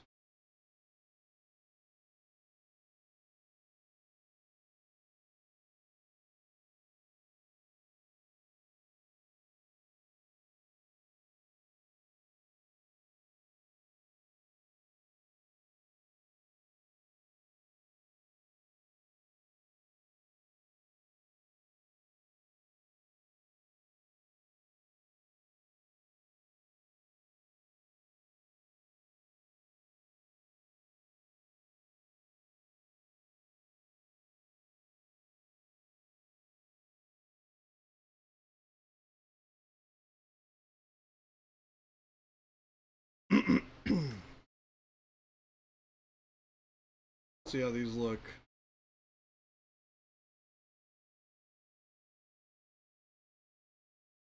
Okay, okay. Don't hate it.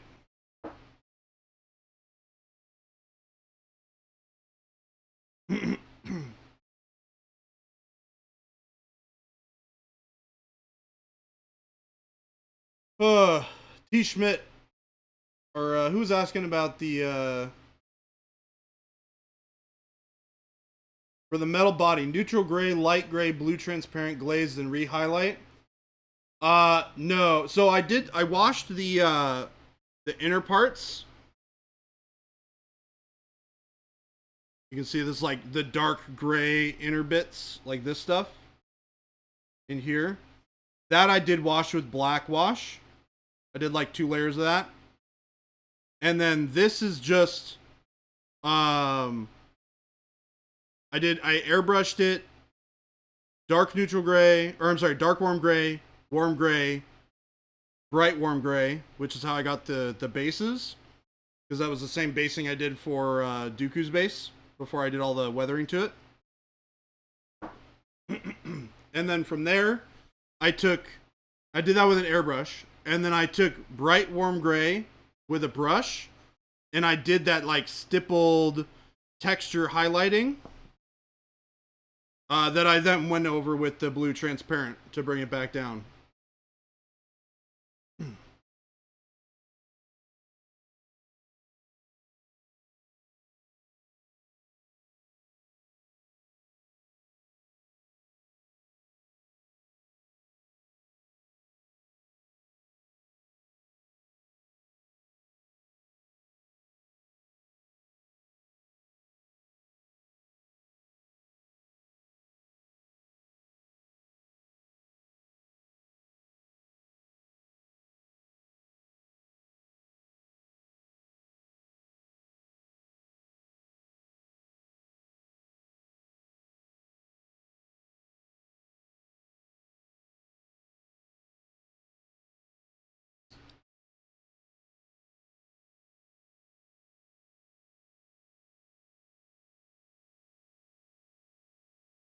Gozu, what's up?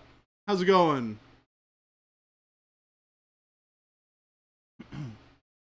We had Jason back for a little bit, and then he had a meeting.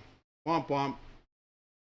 But he hopefully will be back before the end of stream for a little bit, so we can hang out and paint a little bit more.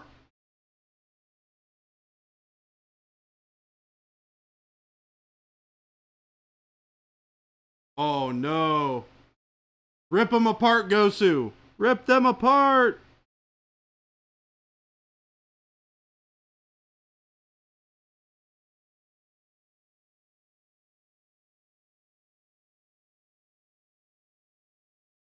Gotta get this guy's face painted. You know, he's got, like, metallic face and stuff.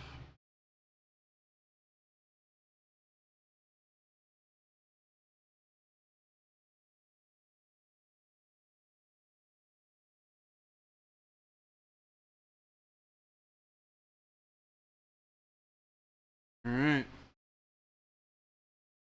Looking pretty good. Coming around to the final touches here.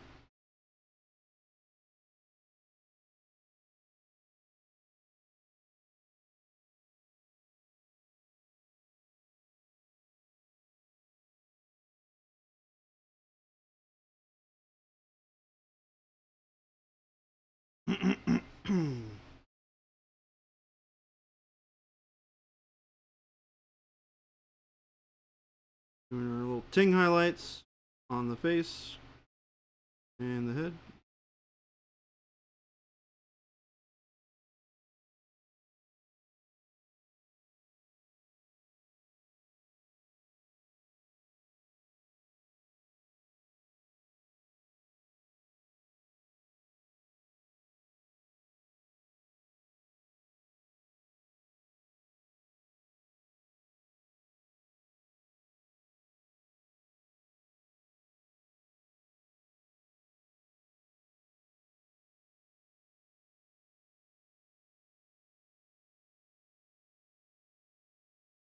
Get that shoulder.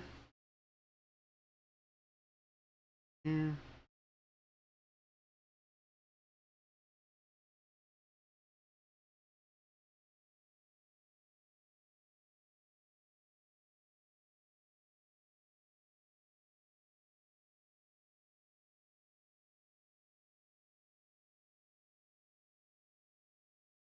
All right. Boom.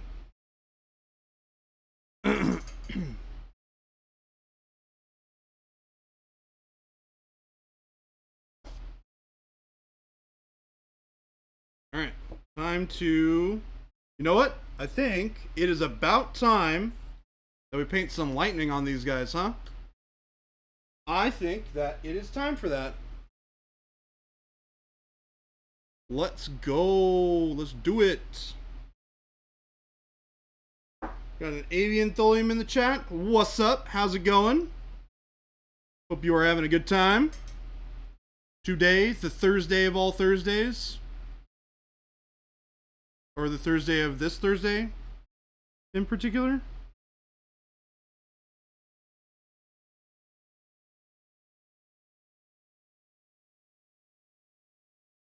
So like I said, we're gonna base coat these in white. This is bold titanium white.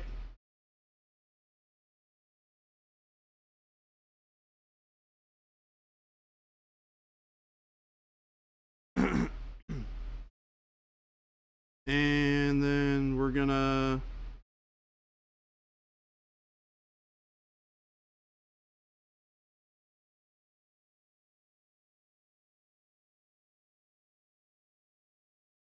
just base coat it all. I'm not worried about getting it on the weapon on the inside because that part's just going to be lit with OSL anyways.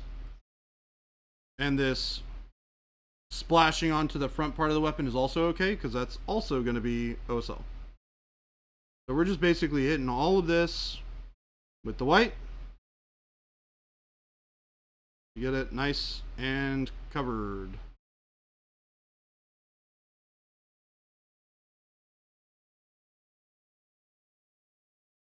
How do I make bold titanium white metallic instead?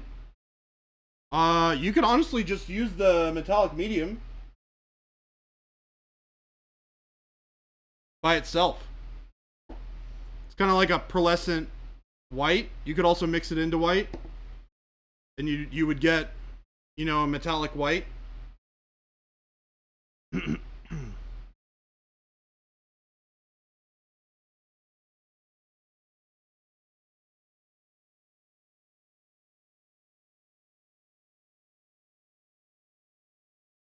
Italic?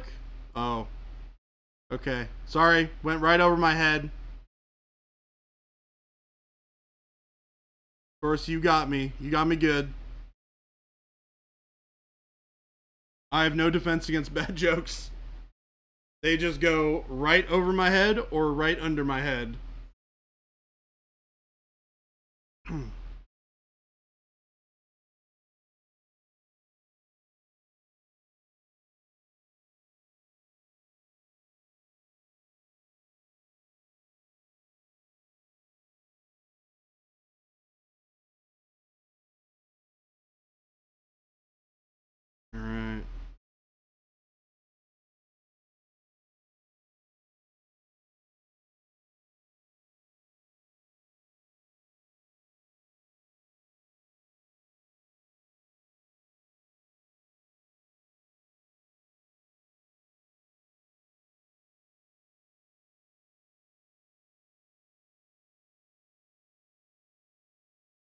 Alright. We got the lightning crackling on this done. We're gonna do it on this guy.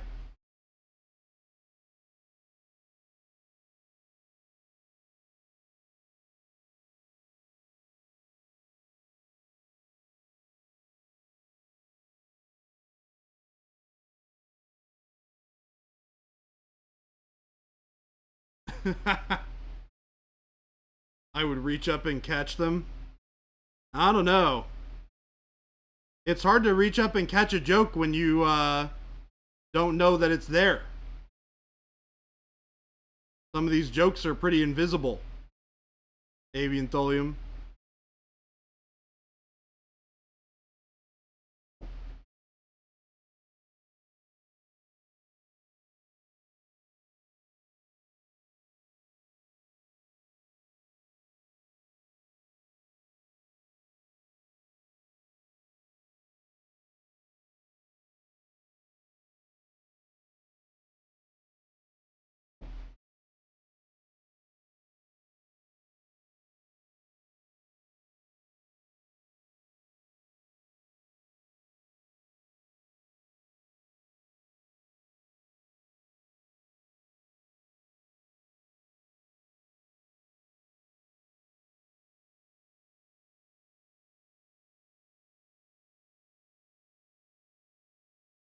Then we must hone your senses so you can see them and be able to catch them.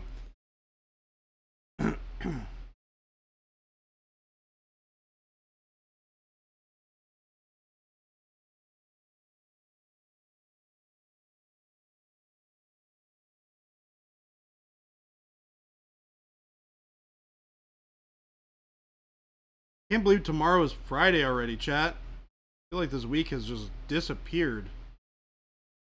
What happened to it?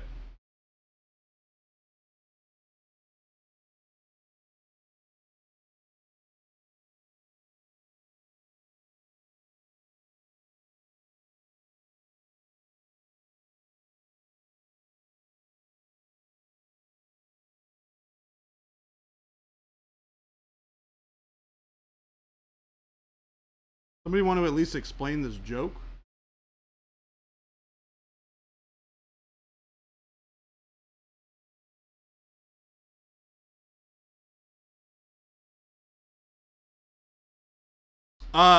So Hellspawn for the win.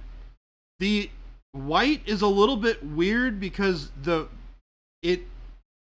pigment naturally is a little thicker than the rest of our pigments, or the rest of our paints, I should say. So if you're trying to apply it in the same way that you're applying other paint from the Acryl line, you may find that it's not going to be as smooth as some of the other ones. But all you have to do is thin it down just a little bit, and it'll be fine.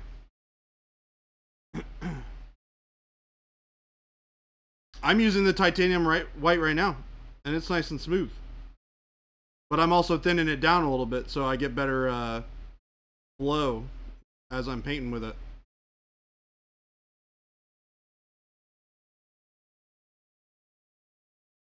Yeah, like it's just because titanium pigment is literally just like a heavier pigment than other pigments. It takes more to get a better consistency, which is why it's just a touch thicker than some of our other paints are.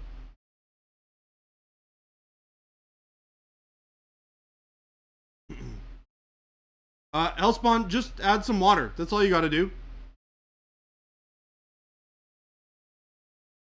Oh my goodness, Agu. It's been Monday, Tuesday. Whew. I hope for that as well. I hope you are doing okay, and I hope that no more time in the hospital is required.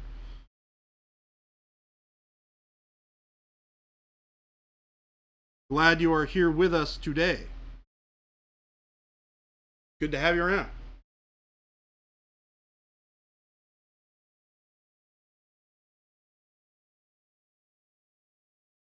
Yeah, a good tip is to use off-white, which are usually easier to work with next to a darker color.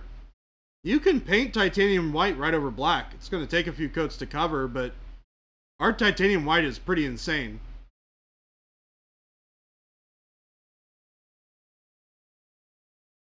Like, this is all just 2 coats. Or 1, I think, in this case.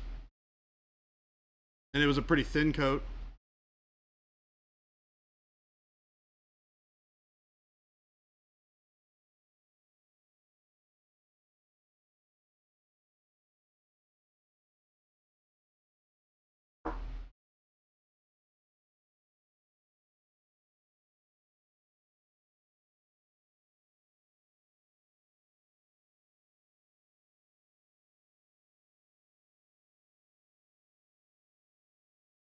Alright. So while those are drying, I'm going to throw a wash on these bases real quick.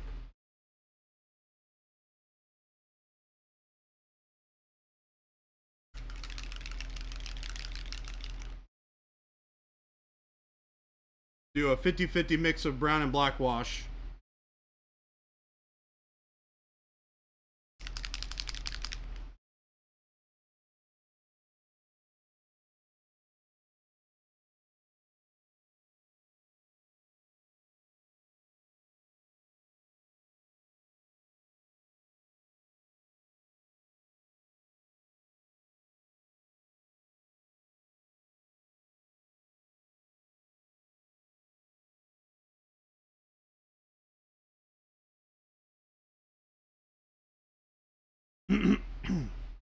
We're just throwing this wash right over the whole base.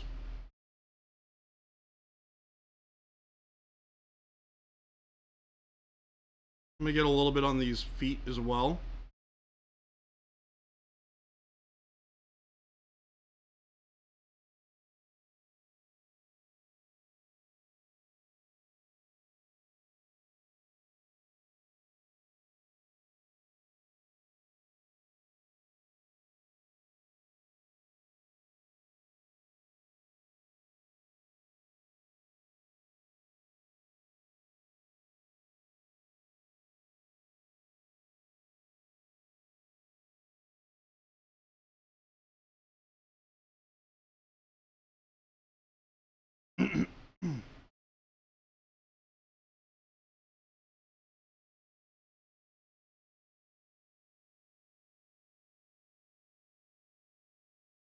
We're going to do, I'm going to wipe away some of this from the edges.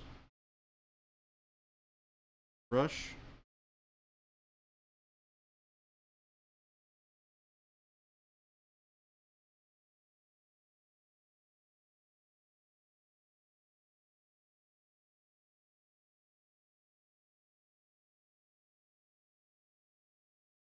Painting Space Marine in Swedish camo. That's funny. Nice.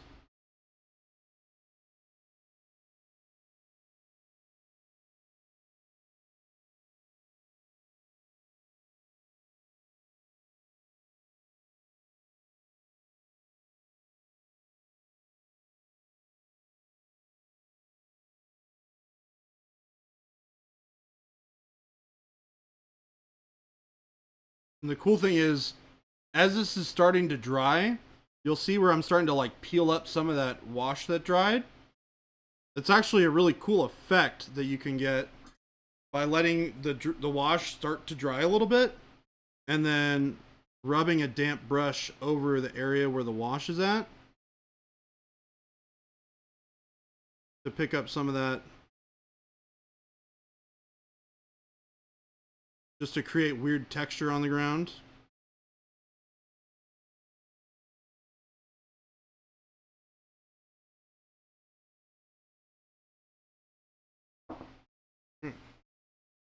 There's that.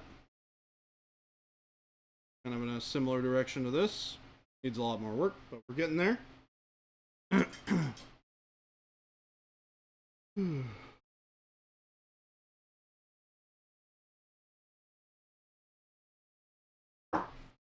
we're going to hit the back side of this base. Same wash.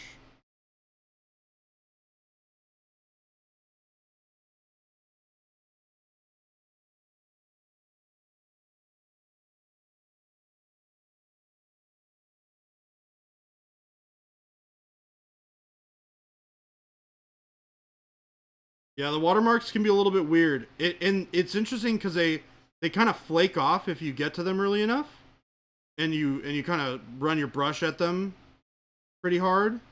You can actually get some interesting effects by getting it to peel up almost.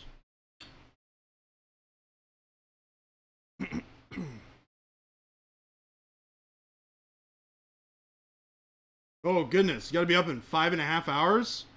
Time to hit the sack? Yeah, I would say so. We'll see you later, Source. Holy cow. That is early. That's an early time you need to be up.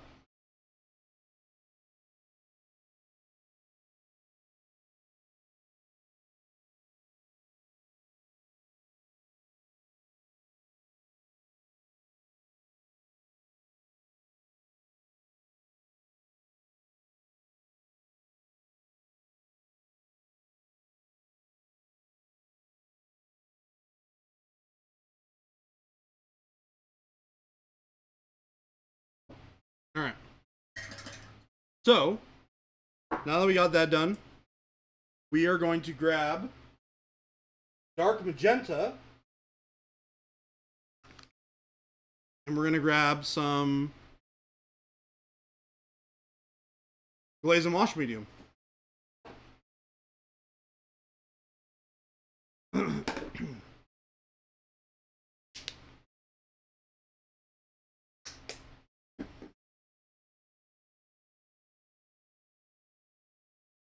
So we're going to grab this and mix it with the glaze and wash medium, and we're going to get a really nice magenta color.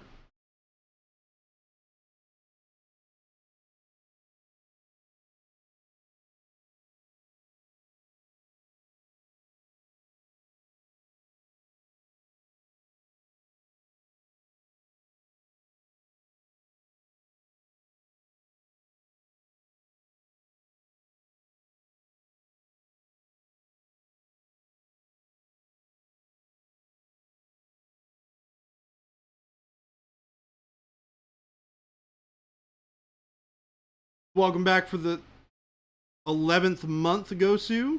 Thank you for the sub.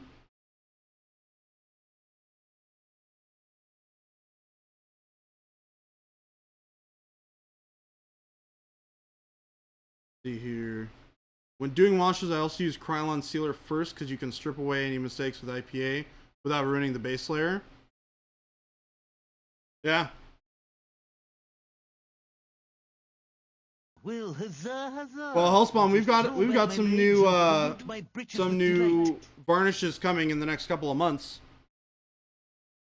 We showed them off on stream. I believe it was last Friday. Correct me if I'm wrong, chat. But those look really, really nice. Yeah. We've got a gloss and a matte varnish that we're just about ready to start selling.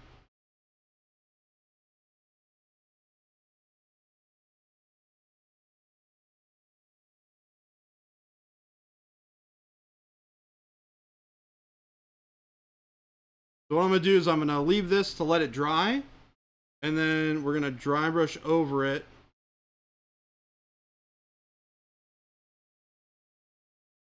Rather, before we dry brush over it, we're going to do a layer of purple, and then we're going to dry brush over it with a little bit of white to bring back some of that kind of electric shine to it, or the electric glow, I should say.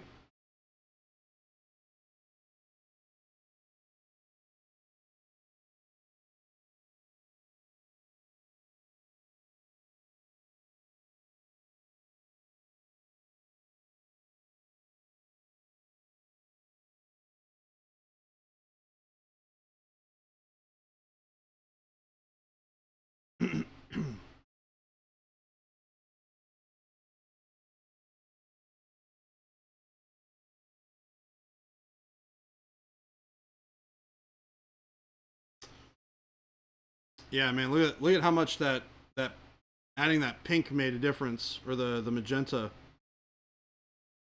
Crazy how much of a difference that makes.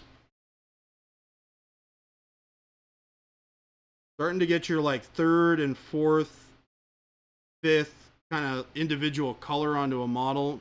Oh, it makes such a big difference. Yeah, look at that. That's sweet. Put that guy next to Dooku. Have them running around the battlefield. That's pretty sweet.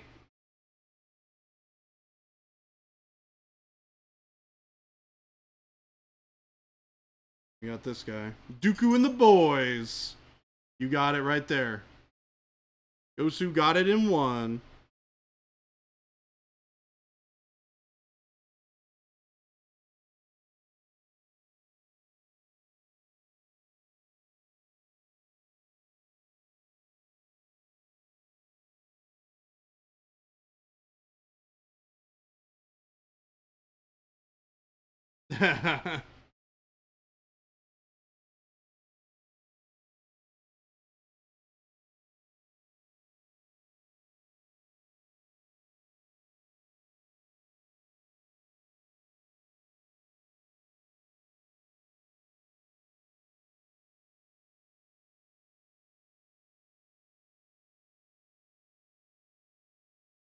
Yeah, you know, that's part of the reason why painting these models irritates me so much, because none of the reference is consistent for the Magnaguard in the illustrations and in the actual painted models for the studio.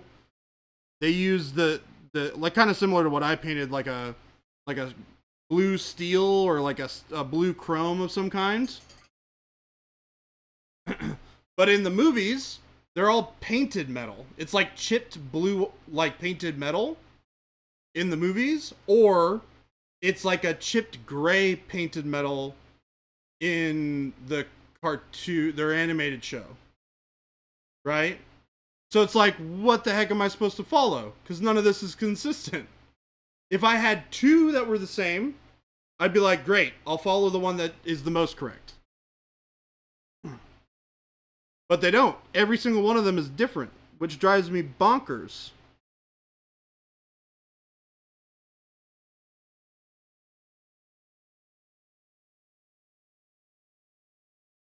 Because the lightning in the movie is a lot more purple, right? Master? Silverhand? Calling Master kind of sounds weird. But yeah, Silverhand. I'm pretty sure it's like a purpley color, which is why I want to add purple to this after.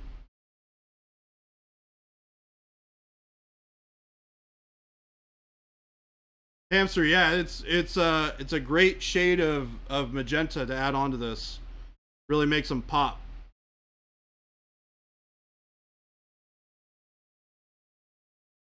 Yeah, it's like purpley bluish, yeah. I think the magenta looks better, but it will get a little bit to that like purpley blue. The problem is like purple doesn't pop very well as like a glaze color, so supporting it with magenta helps a lot. Even if it's not like 100% accurate, because like I'm not painting light, right? Whereas you can do light effects that are, you know, a bright purple glow, which will look a lot better than I would be able to replicate with painting, right? Because it's a different kind of look.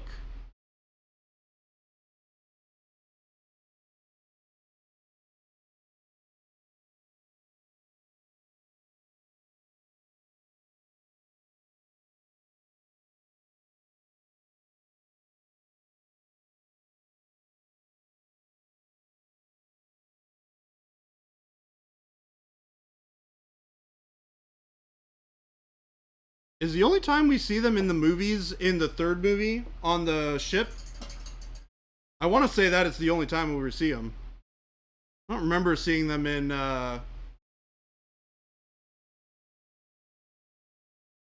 Yeah, I'm gonna dry brush afterwards, Silverhand. This is just a base layer. I'm gonna grab this purple, if I can find it. Purple? Purple. Hello! We have Jacob. Jacob has arrived. It's Jacob! Purple. Transparent purple. This I am going to mix with a touch of transparent white, though. Here.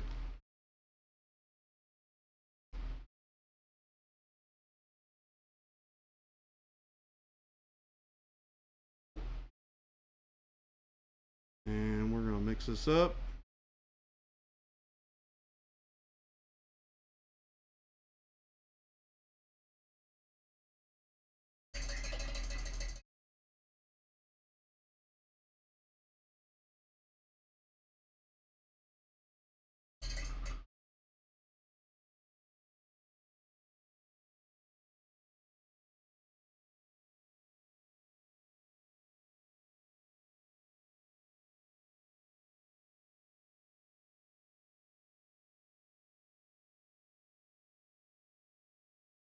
Yeah, there we go. See? It darkens it up a ton when you add that purple to it. And I brighten this up with white.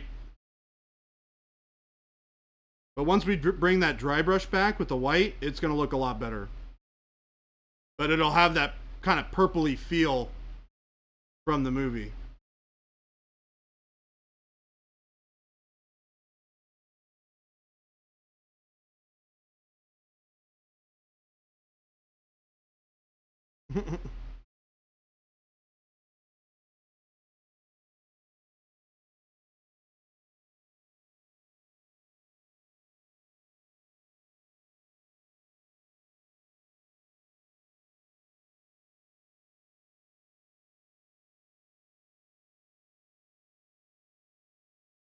Here's the other color. Here's the other question, Silverhand.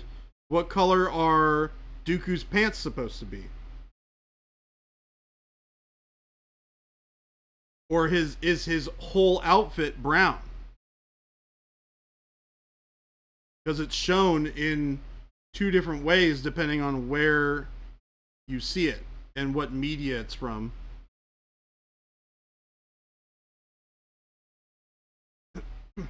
He does, in fact, wear pants. See? He's got pants right here. Boom. Pantalones. Oh, no. Grievous certainly does not wear pants.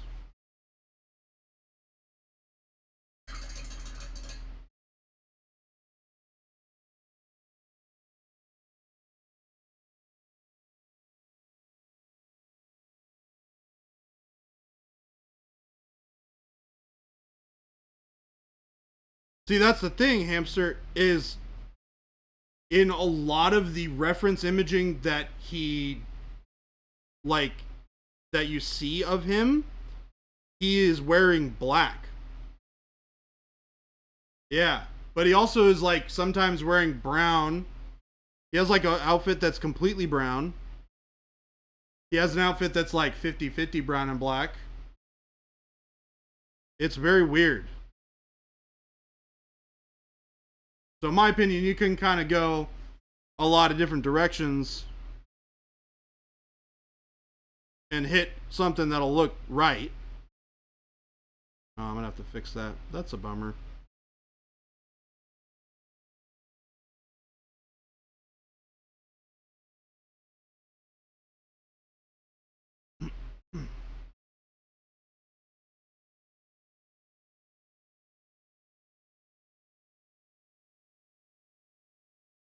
I mean, he definitely doesn't wear his Jedi robes anymore, that's for sure. There we go. Got that purple.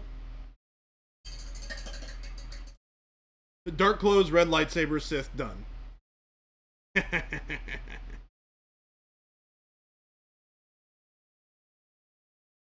we go. Guys are coming together. Alright. So I think we're going to work on this base while we wait for that other stuff to dry. This is yellow ochre, burnt orange, yellow ochre, and then some glazes. Transparent brown afterwards. He is not 100% Sith though. Yeah.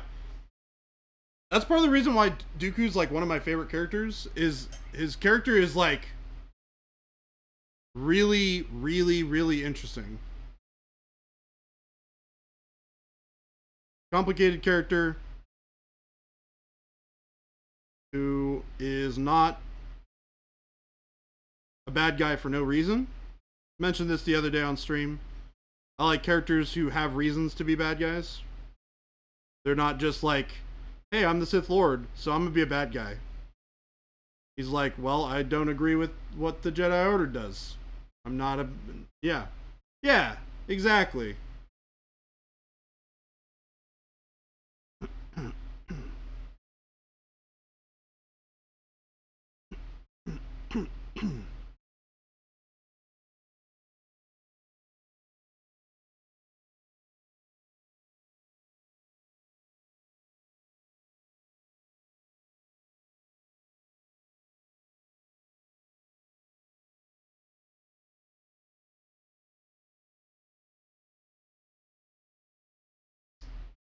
How you doing over there, Jacob? Chilling? Alright, chat. Jacob's chilling. He's chilling. But is he chilling like a villain? A little bit. I like the grays in the story. Yeah, me too. Makes the stories a lot more interesting. Gotta have complicated characters.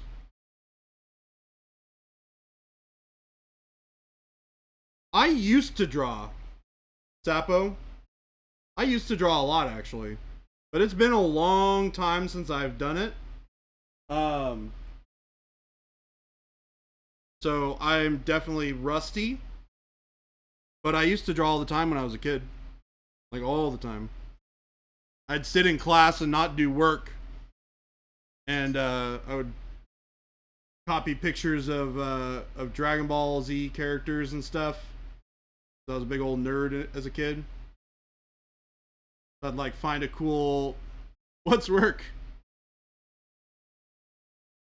This is work. I'm doing it right now. But I would like to get back into doing some more illustration stuff.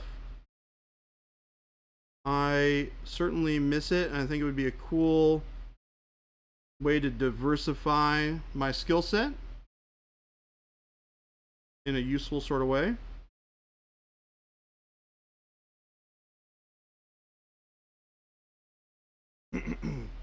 These are going to be an absolute pain in the butt to paint.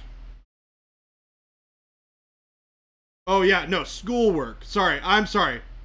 Sorry, excuse me, schoolwork. When I was in school as a youngin', I would draw in my little art book or whatever instead of doing schoolwork because I was bored.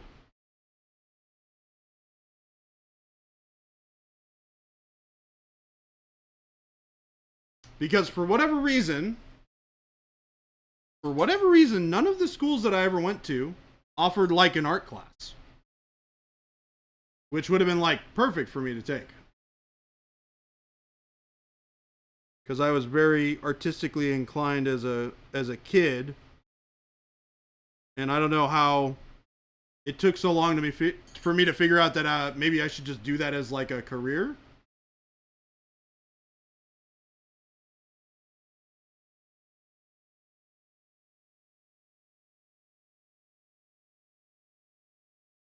Yeah.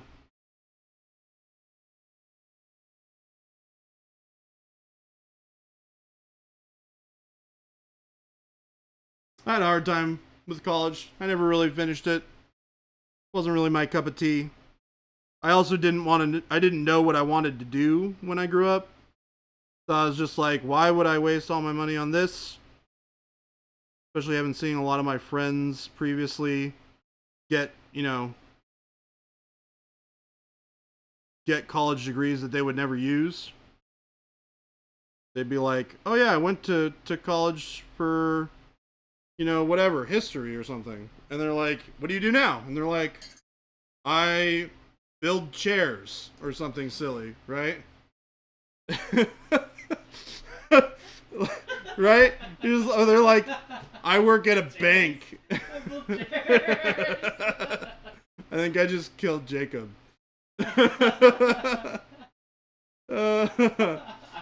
I build chairs. I construct. I construct sitting apparatuses.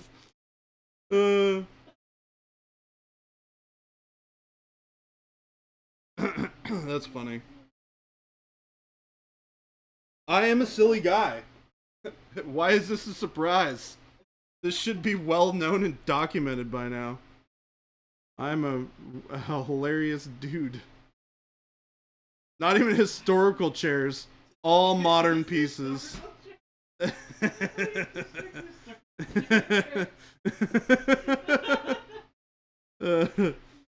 Yeah, no historical restorations. We only build modern chairs around here.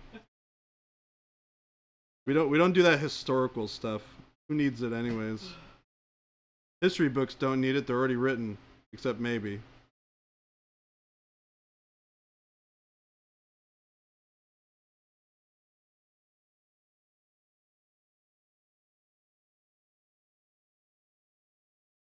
Oh man. Whew. Baby J throwing shade at the Chair Builders Union. They never forget. Look, if they want to get mad at me for throwing a little bit of shade their way, they're more than welcome to. But they could also look at it as a form of endearment and I'm not. Hold on, give me a second. I need to come up with a good one for this.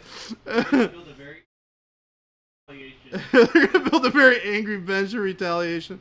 Oh my gosh. So good. No, they should be happy because we're bringing attention to a not often thought of profession, the chair building profession. Right? So they should be excited that, you know, all of the people in chat, all of you viewers in chat right now are being reminded that chair builders exist, and that's a good thing. You know? I definitely believe that you don't know what you want to do, then don't go to university. There's no rush and you can always go later. 100% Hoofton. That was my thought. I was like, look, I'm just going to go to work and I'm going to do work things. And if I get inspired to do something, then, you know, we can address it then, right?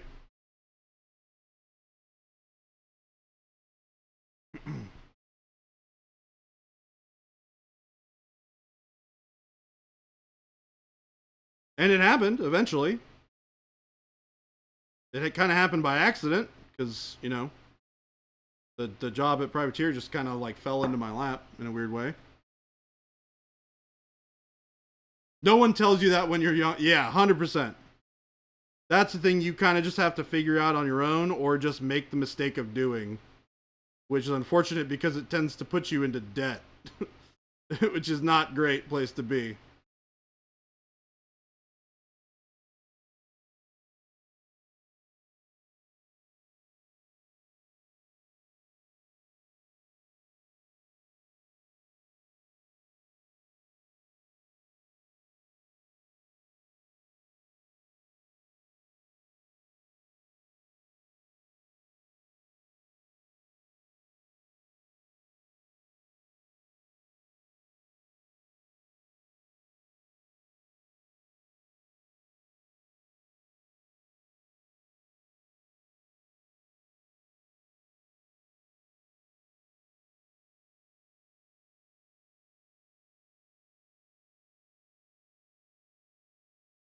All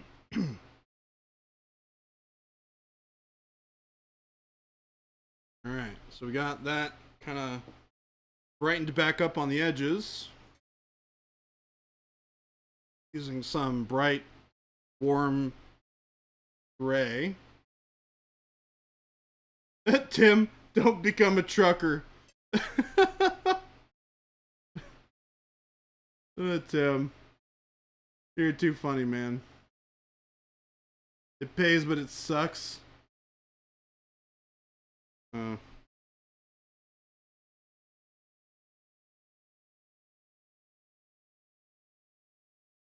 Sometimes it can be worth.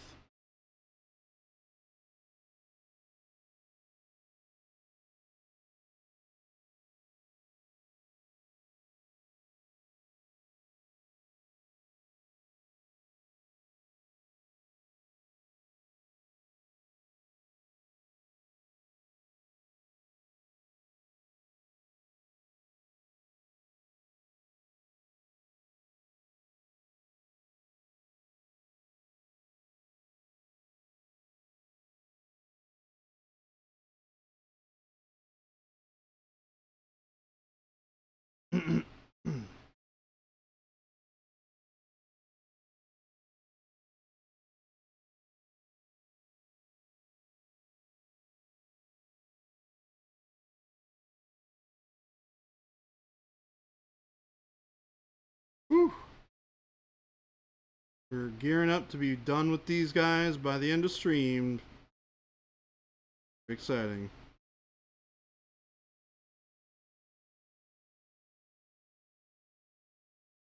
Then the goal is to paint my man Jango Fett by the end of stream. Tomorrow. Which is going to be tough because that model is a lot of non-metallic. And then trim and stuff.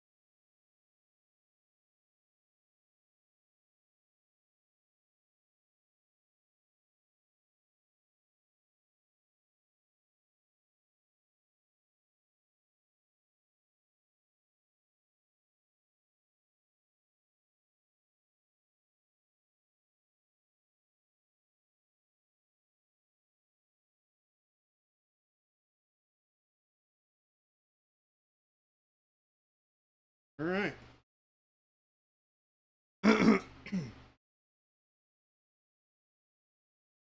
You're just out there not too long ago. You hate truckers so much.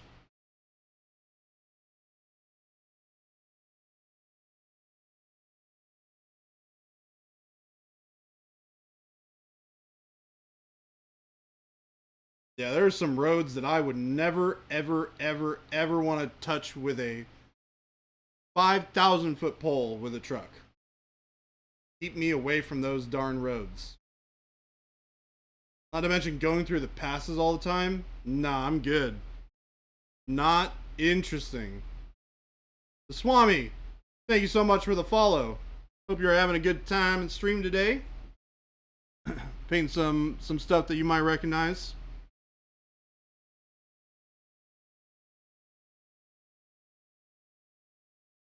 Almost done with some Magnaguards. Let's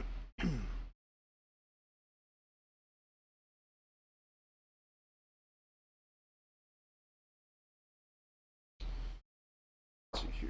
We have. Somebody likes us. Who likes us? But do they likes us?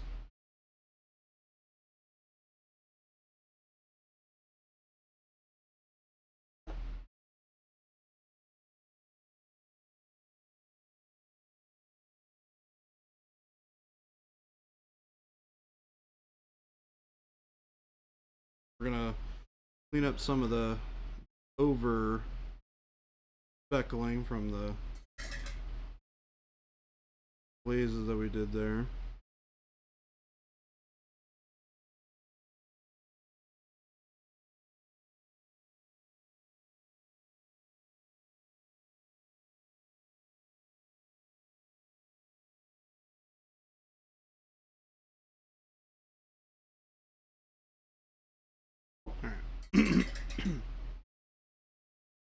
So, I think we can dry brush these thingamabobs now.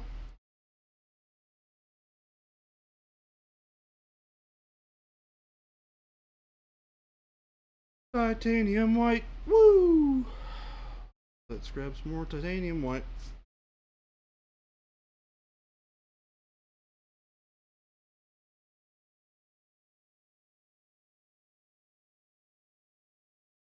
And this is just a pure titanium white dry brush, by the way. Nothing crazy about it.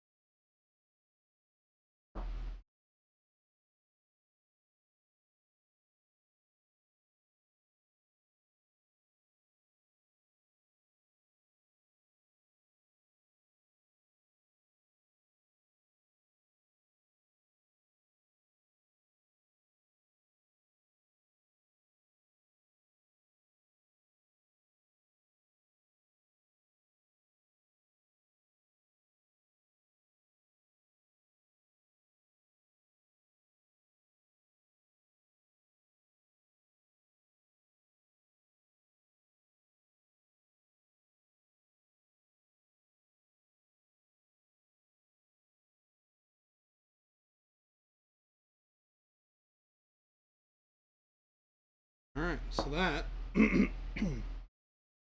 is the lightning done for Magnaguard 1. And then we're going to do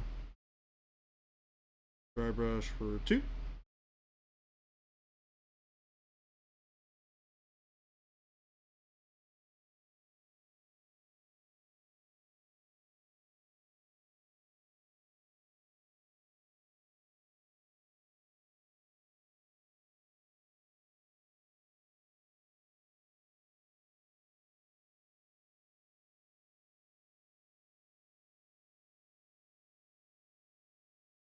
Alright. Get us up close on the glow. Yeah, give me 1 second. Let me hit the dry brush layer one more time.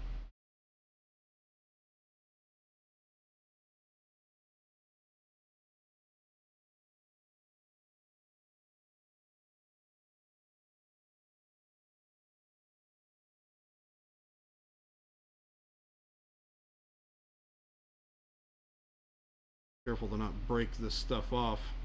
Alright. I'm gonna rinse this off and we're gonna get up close on the glow. Whoop, that's the wrong direction.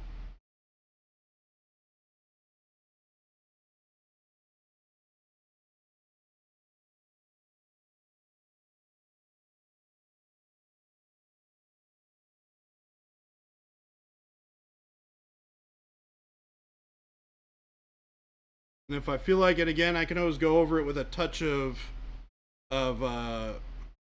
magenta to bring it back down and keep that brightness, but still have that kind of intense color to it. But this looks cool, and this looks definitely a lot more purple, which is closer to the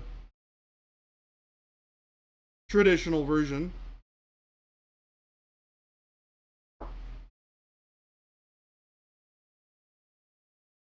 That look okay.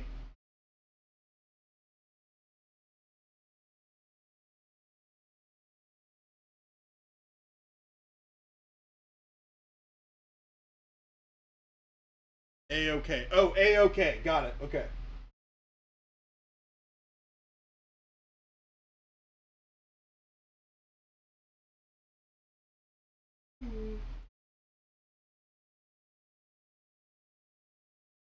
Alright, let's see here. We're going to do the red glow that they have in their eyes.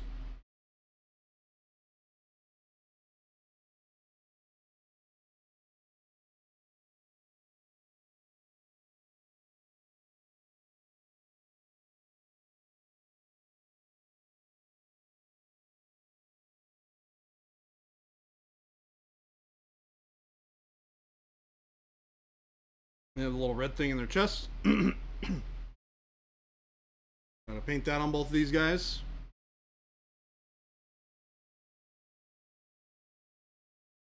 Get in here and paint the eyeball socket things.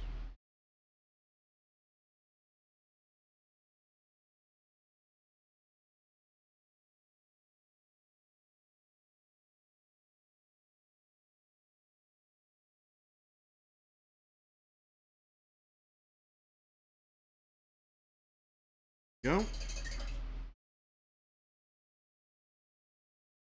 That's looking pretty good.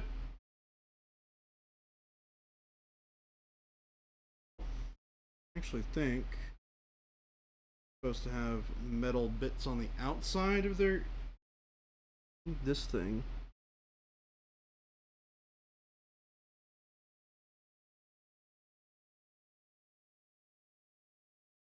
Supposed to also be metallic.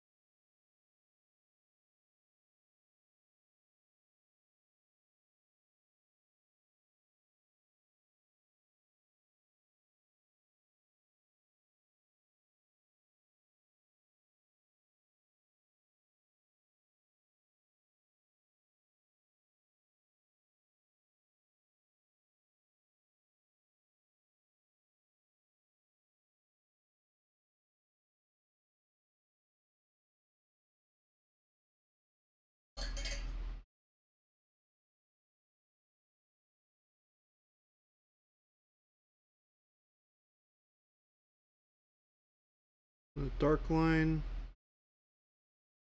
channels on the base here. Give us some nice separation.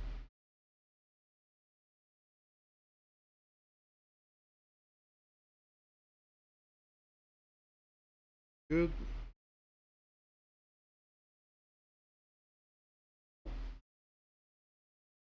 And this is just with some dark umber and black, full black specifically.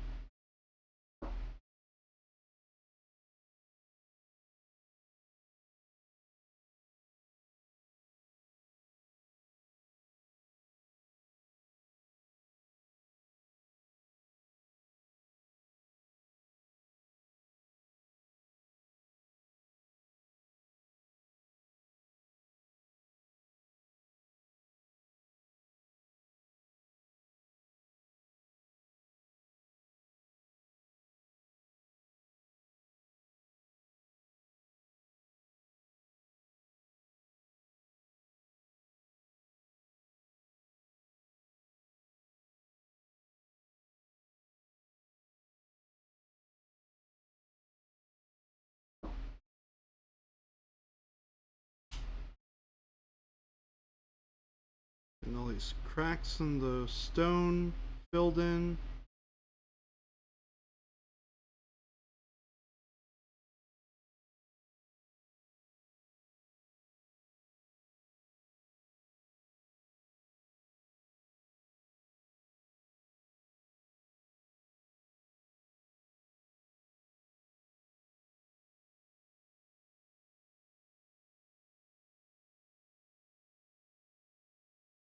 Just applying this thinly to the base.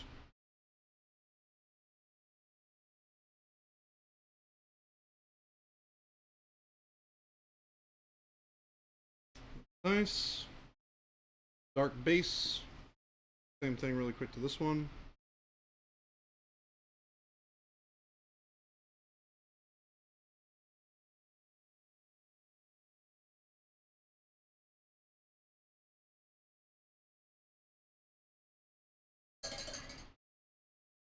That done.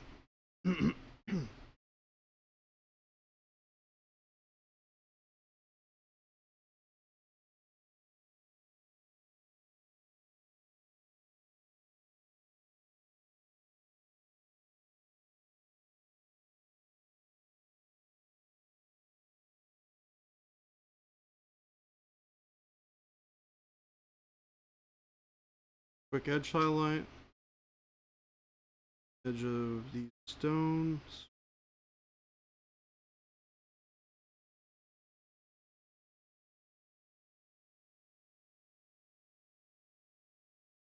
Not stones, but panels.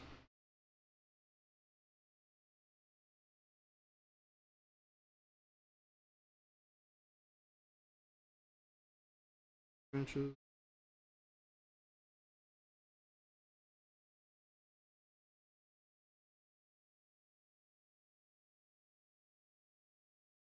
Side.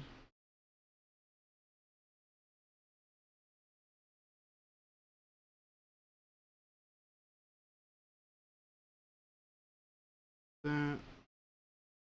That edge. Same edge we're gonna try and hit in here. These like cutouts.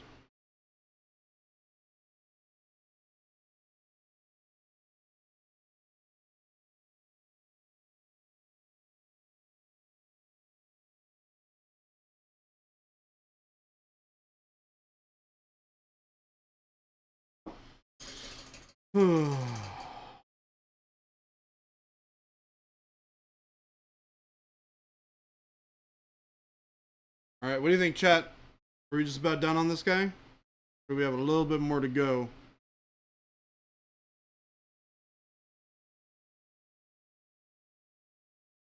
A little bit of the like rust using burnt orange.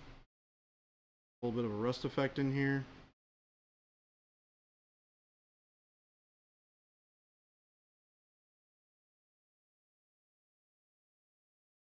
What's a recipe you guys like for doing gray slabs on bases? I can tell you mine. This is what this is right here. This is bright warm gray with a wash of black and brown wash from Acryl black brown wash. So you do a 50-50 mix of those two. And then you know the answer. And then what I do is I basically overbrush or dry brush the bright warm gray back to the edges. And then what I do is I go back and I glaze in dark shadows. So in this case, I used black and dark umber in some layers to build up the darkness in here. And then I just used a glaze of burnt umber to get these like rust stains on the ground. And these edge highlights are just bright warm gray as well. It's really, really, really simple. Really, really effective looking dark bases for this sort of stuff.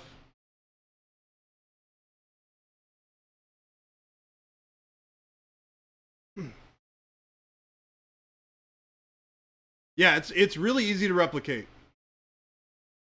But definitely like doing this darkness in the middle of the base here, which is kind of like the shadow from the model above it, while keeping the edges nice and bright, makes the models look really nice. I'm gonna do a little highlight over here with orange.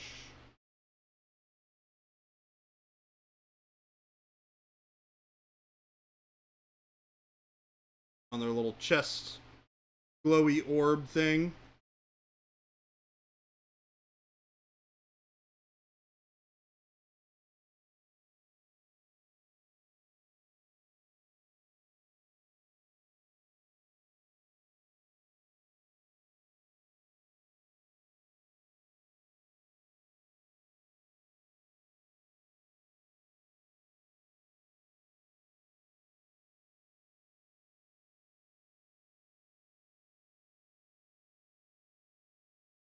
Nice little highlight on that.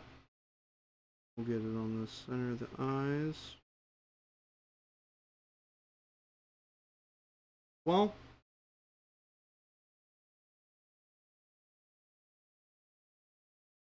looking good.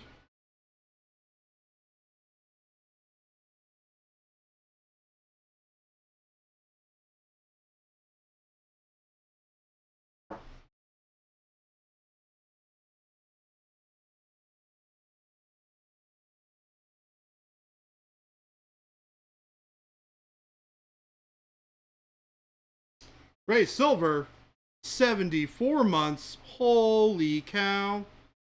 I know that guy. I saw him playing some Shatterpoint today. I'll just throw back my legs and pollute my britches I with think he was delight. having fun.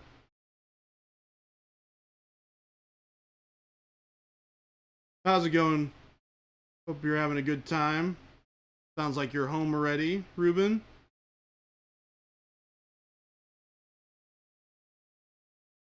You're real bad at it so far. That's okay. I think all of us are probably really bad at it so far.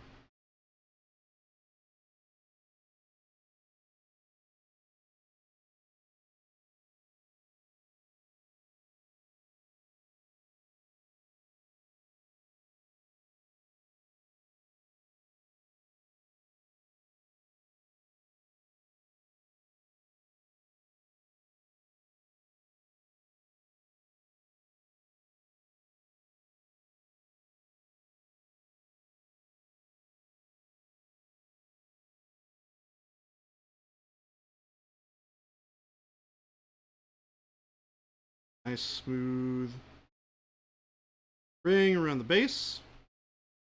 And this guy. Oh, I missed a spot. Gosh darn it. Stop missing spots, Jordan.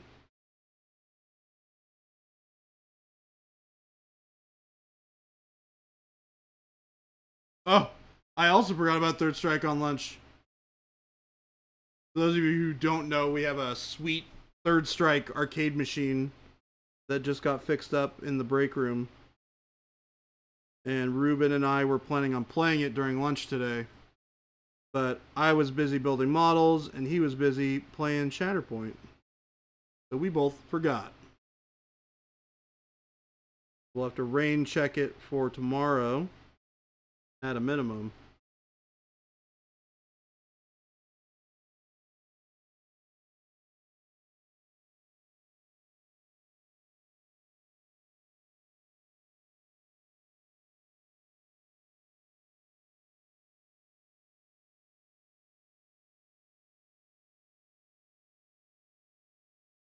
And a little bit of shading to this hood.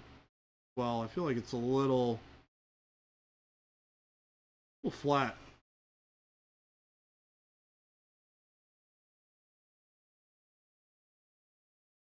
Super dig the energy workup on the Magnaguard. You talking about the lightning charge staff thing? I don't know what they're technically called, but we can go with that for now.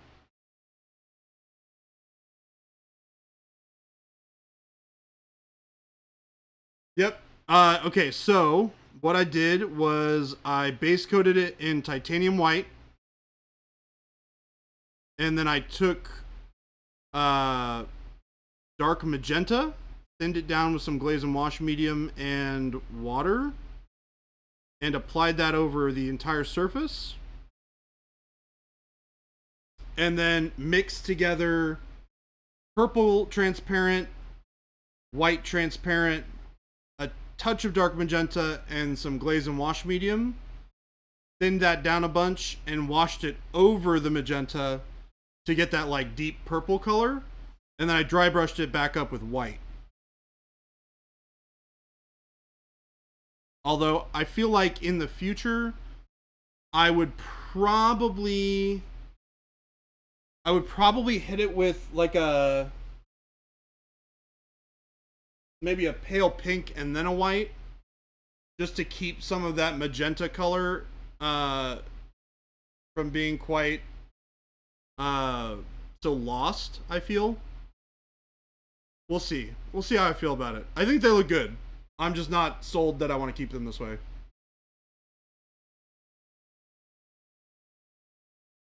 But other than that, I'm pretty happy with how these guys turned out.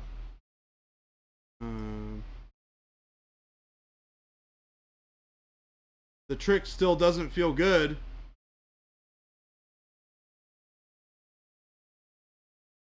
Oh, got it. The white isn't popping enough. Well, what we can do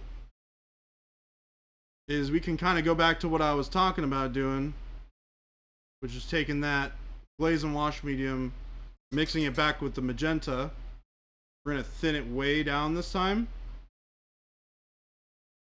And we'll put it over the white.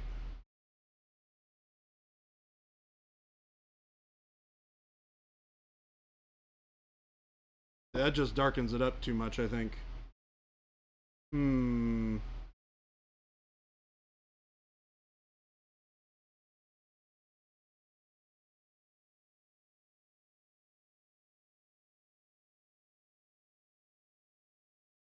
Then let's do white plus dark magenta. The edges.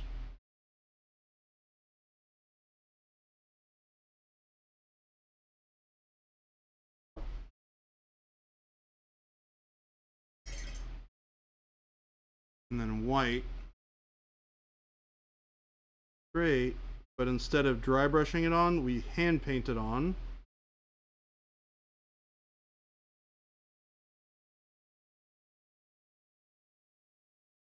Which I think is a better solution, because you're going to get the stronger points of light in there.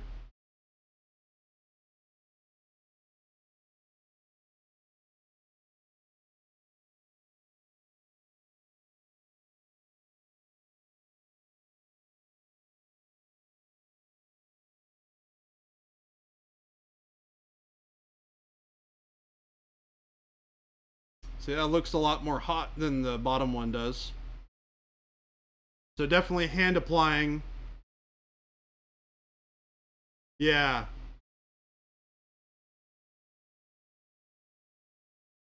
Yeah, I think that's the play.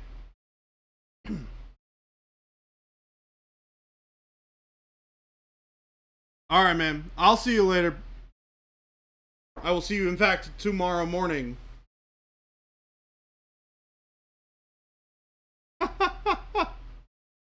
That's funny. Man, you told me that it was gonna get banned. You knew it was gonna happen. I was like, maybe not. It might be fine. You're like, nah, it's gonna happen. Sure enough, a week later, card gets banned.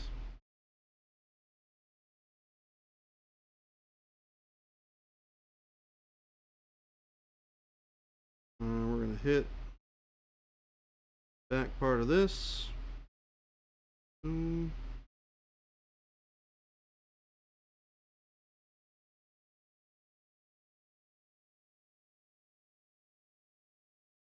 A little bit of that mid magenta back. I might have to just repaint these. I think if I repaint them, they'll probably look a lot better. This one doesn't look too bad though. There's definitely a distinct difference between this one, and this one. Let me see.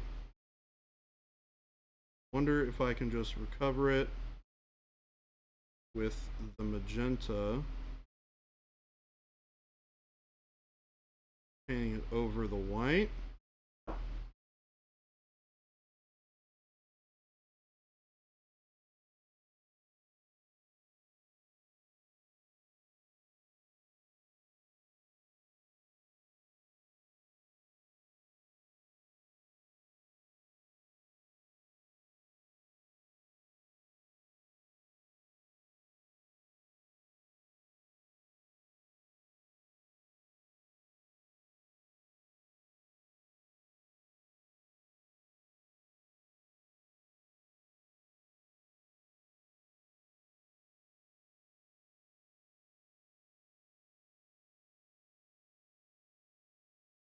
Well, let's see.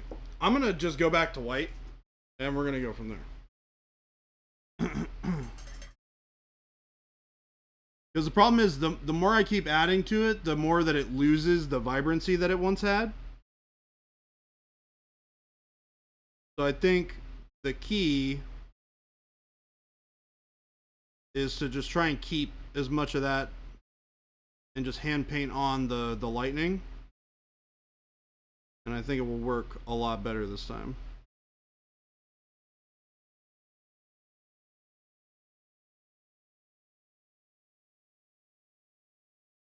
I'm doing the Baby J thing.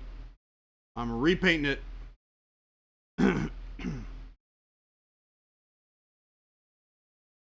Could have been done, but now I'm repainting it.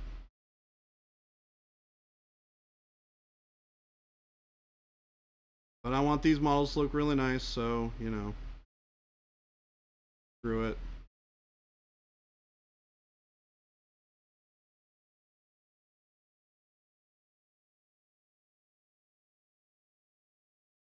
So the problem with the dry brush is because I went straight from the previous color to white, it got really chalky. Because I didn't layer up enough color of a dry brush to build the layers back up, which is a thing that I know that you should do. And I didn't do because I'm an idiot sometimes, you know. We all make mistakes.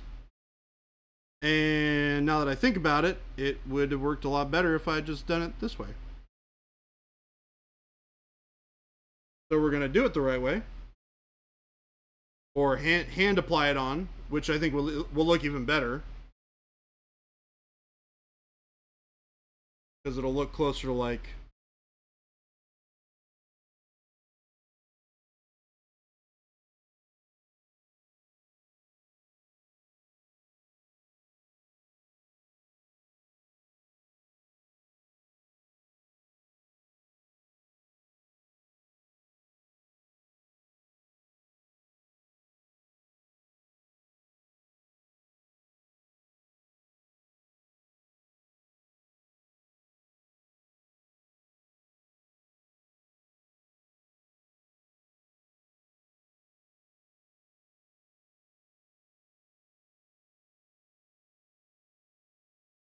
Yeah, I finally got a nice big dry brush to use over here, so managed to make Jason part with one so that I could do some dry brushing projects. And it'll be nice to have that.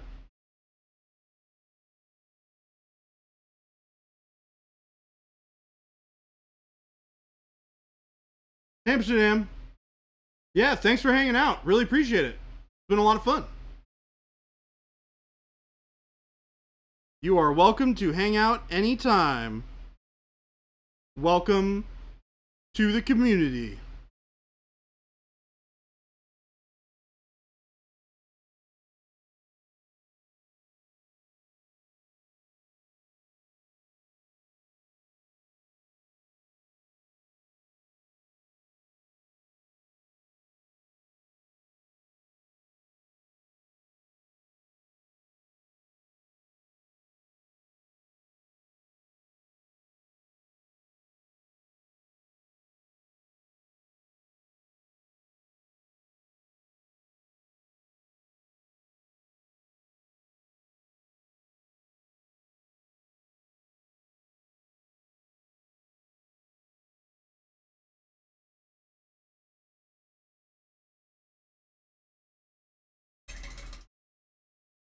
Thanks for all the links, Tim.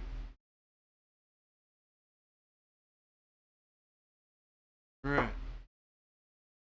Back to the plan at hand.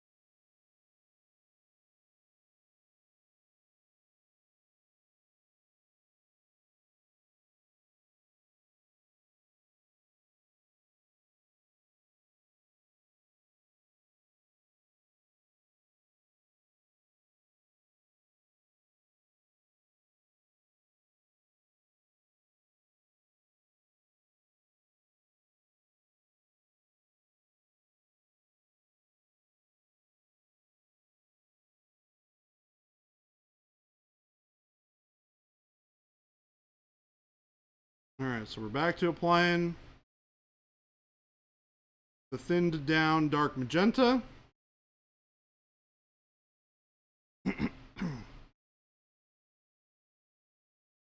Still put this thing on here, make it look nice. Boom, boom.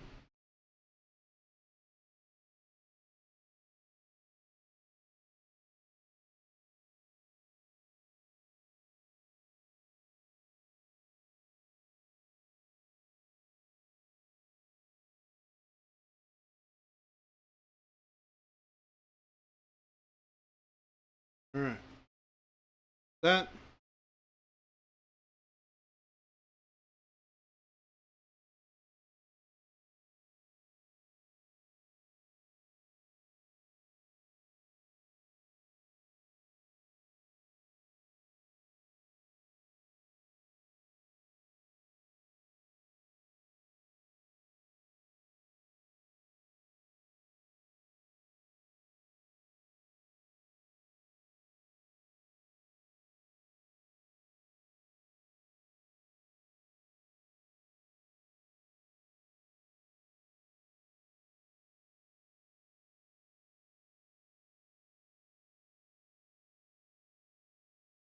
You doing all right over there, Jacob?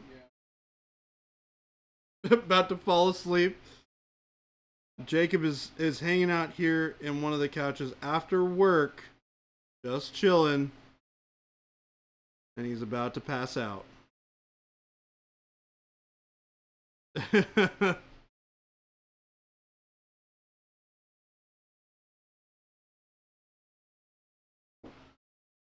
Y'all should do a pre-order for paintbrushes, kind of like we will not be doing pre-orders anyway like Games Workshop does pre-orders. No sir. We don't like to. Yeah. Nope. We should have more information about brushes very, very soon. Give us a couple of days. Hopefully we will have some information for you. Very, very soon, though. Lurker reporting. Hello, I need to blank. What's up? Your name is very dark blue, and I mean very dark blue, against a black background. It is actually functionally impossible to read.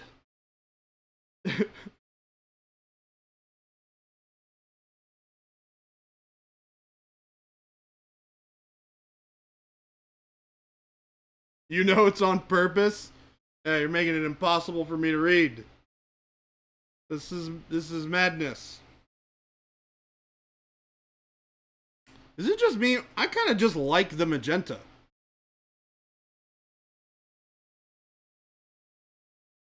Like, I kind of just like it like this. Do some, like, white highlights and call it a day. Not sure I care to do the purple. The purple did look pretty good, but I like the vibrancy of the magenta. Purple just kind of kills it.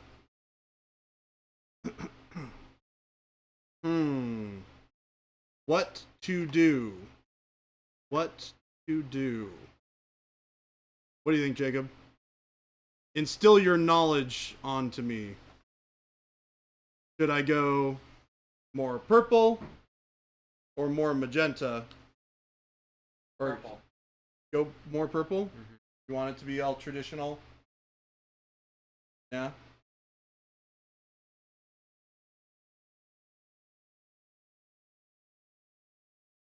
Alright. Fine, Jacob. You get your way. I'll be more purple. No. Whoa. Stop hating on me. Why are you hating on me, though? That's so mean. What have I ever done to you? Okay, maybe a couple of things. You can't judge me for that, okay? Jacob was the one who convinced me to go to... Yeah, Phillipsburg. Jacob was the one who convinced me to go to a fancy event in Palm Springs, with which I came back and got like horrible cold that put me out of the commission for like 3 weeks, basically. Meanwhile, and all the time that we're sharing a room and sharing a car on the way down and on the way back, this guy doesn't get so much as a sniffle. This guy.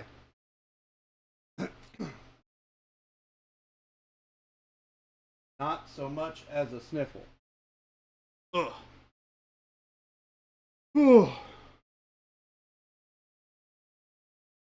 You want the purple to focus, the people to focus on the magenta, or somewhere else the purple will mute it? Oh yeah, I know. The what a bastard. The purple's definitely gonna knock it down. 100%. Part of the reason why I like the magenta is because it is so punchy.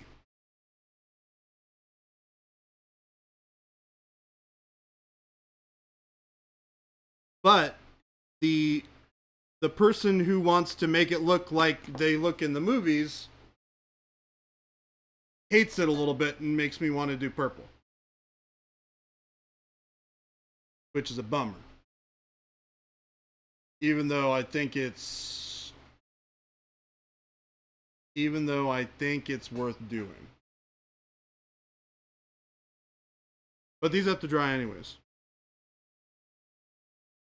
I'll think about it. Think about it overnight. Hey, look, these are purple dice. Looks like we're doing purple. If I roll them and they're still purple dice, then we do purple. Hey, look, Yay, we did it. we're doing purple.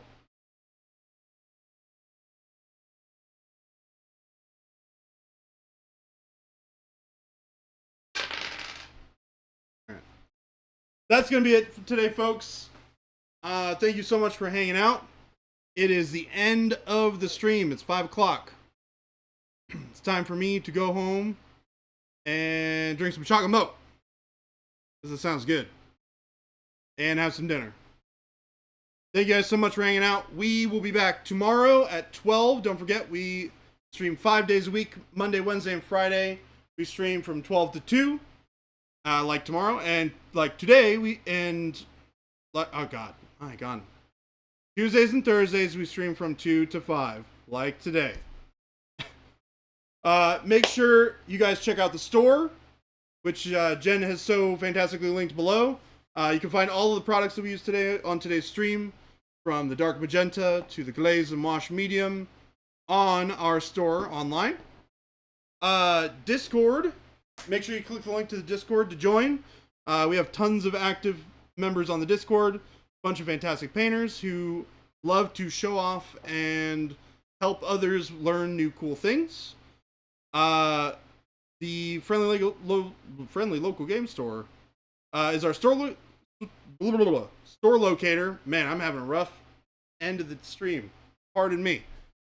It's our store locator. You can find all the local game stores near you that carry our product.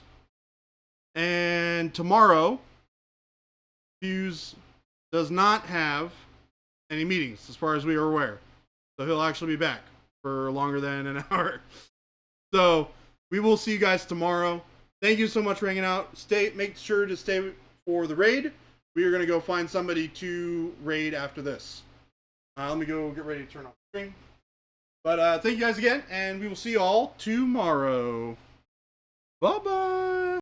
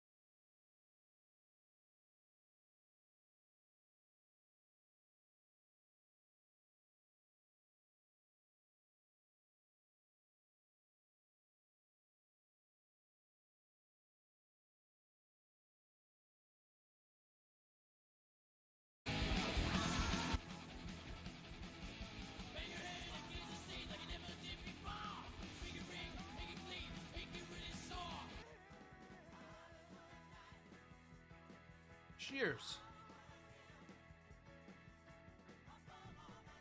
Jason and crew, what's going on, everybody?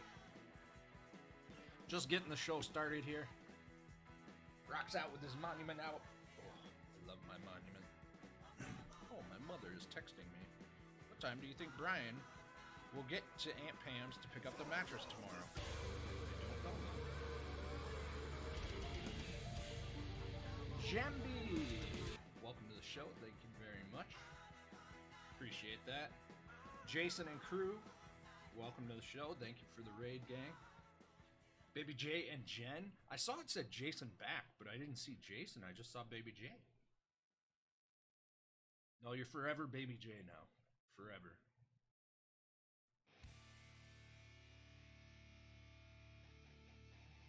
Huh. Oh, I gotta answer my mom. 1 second.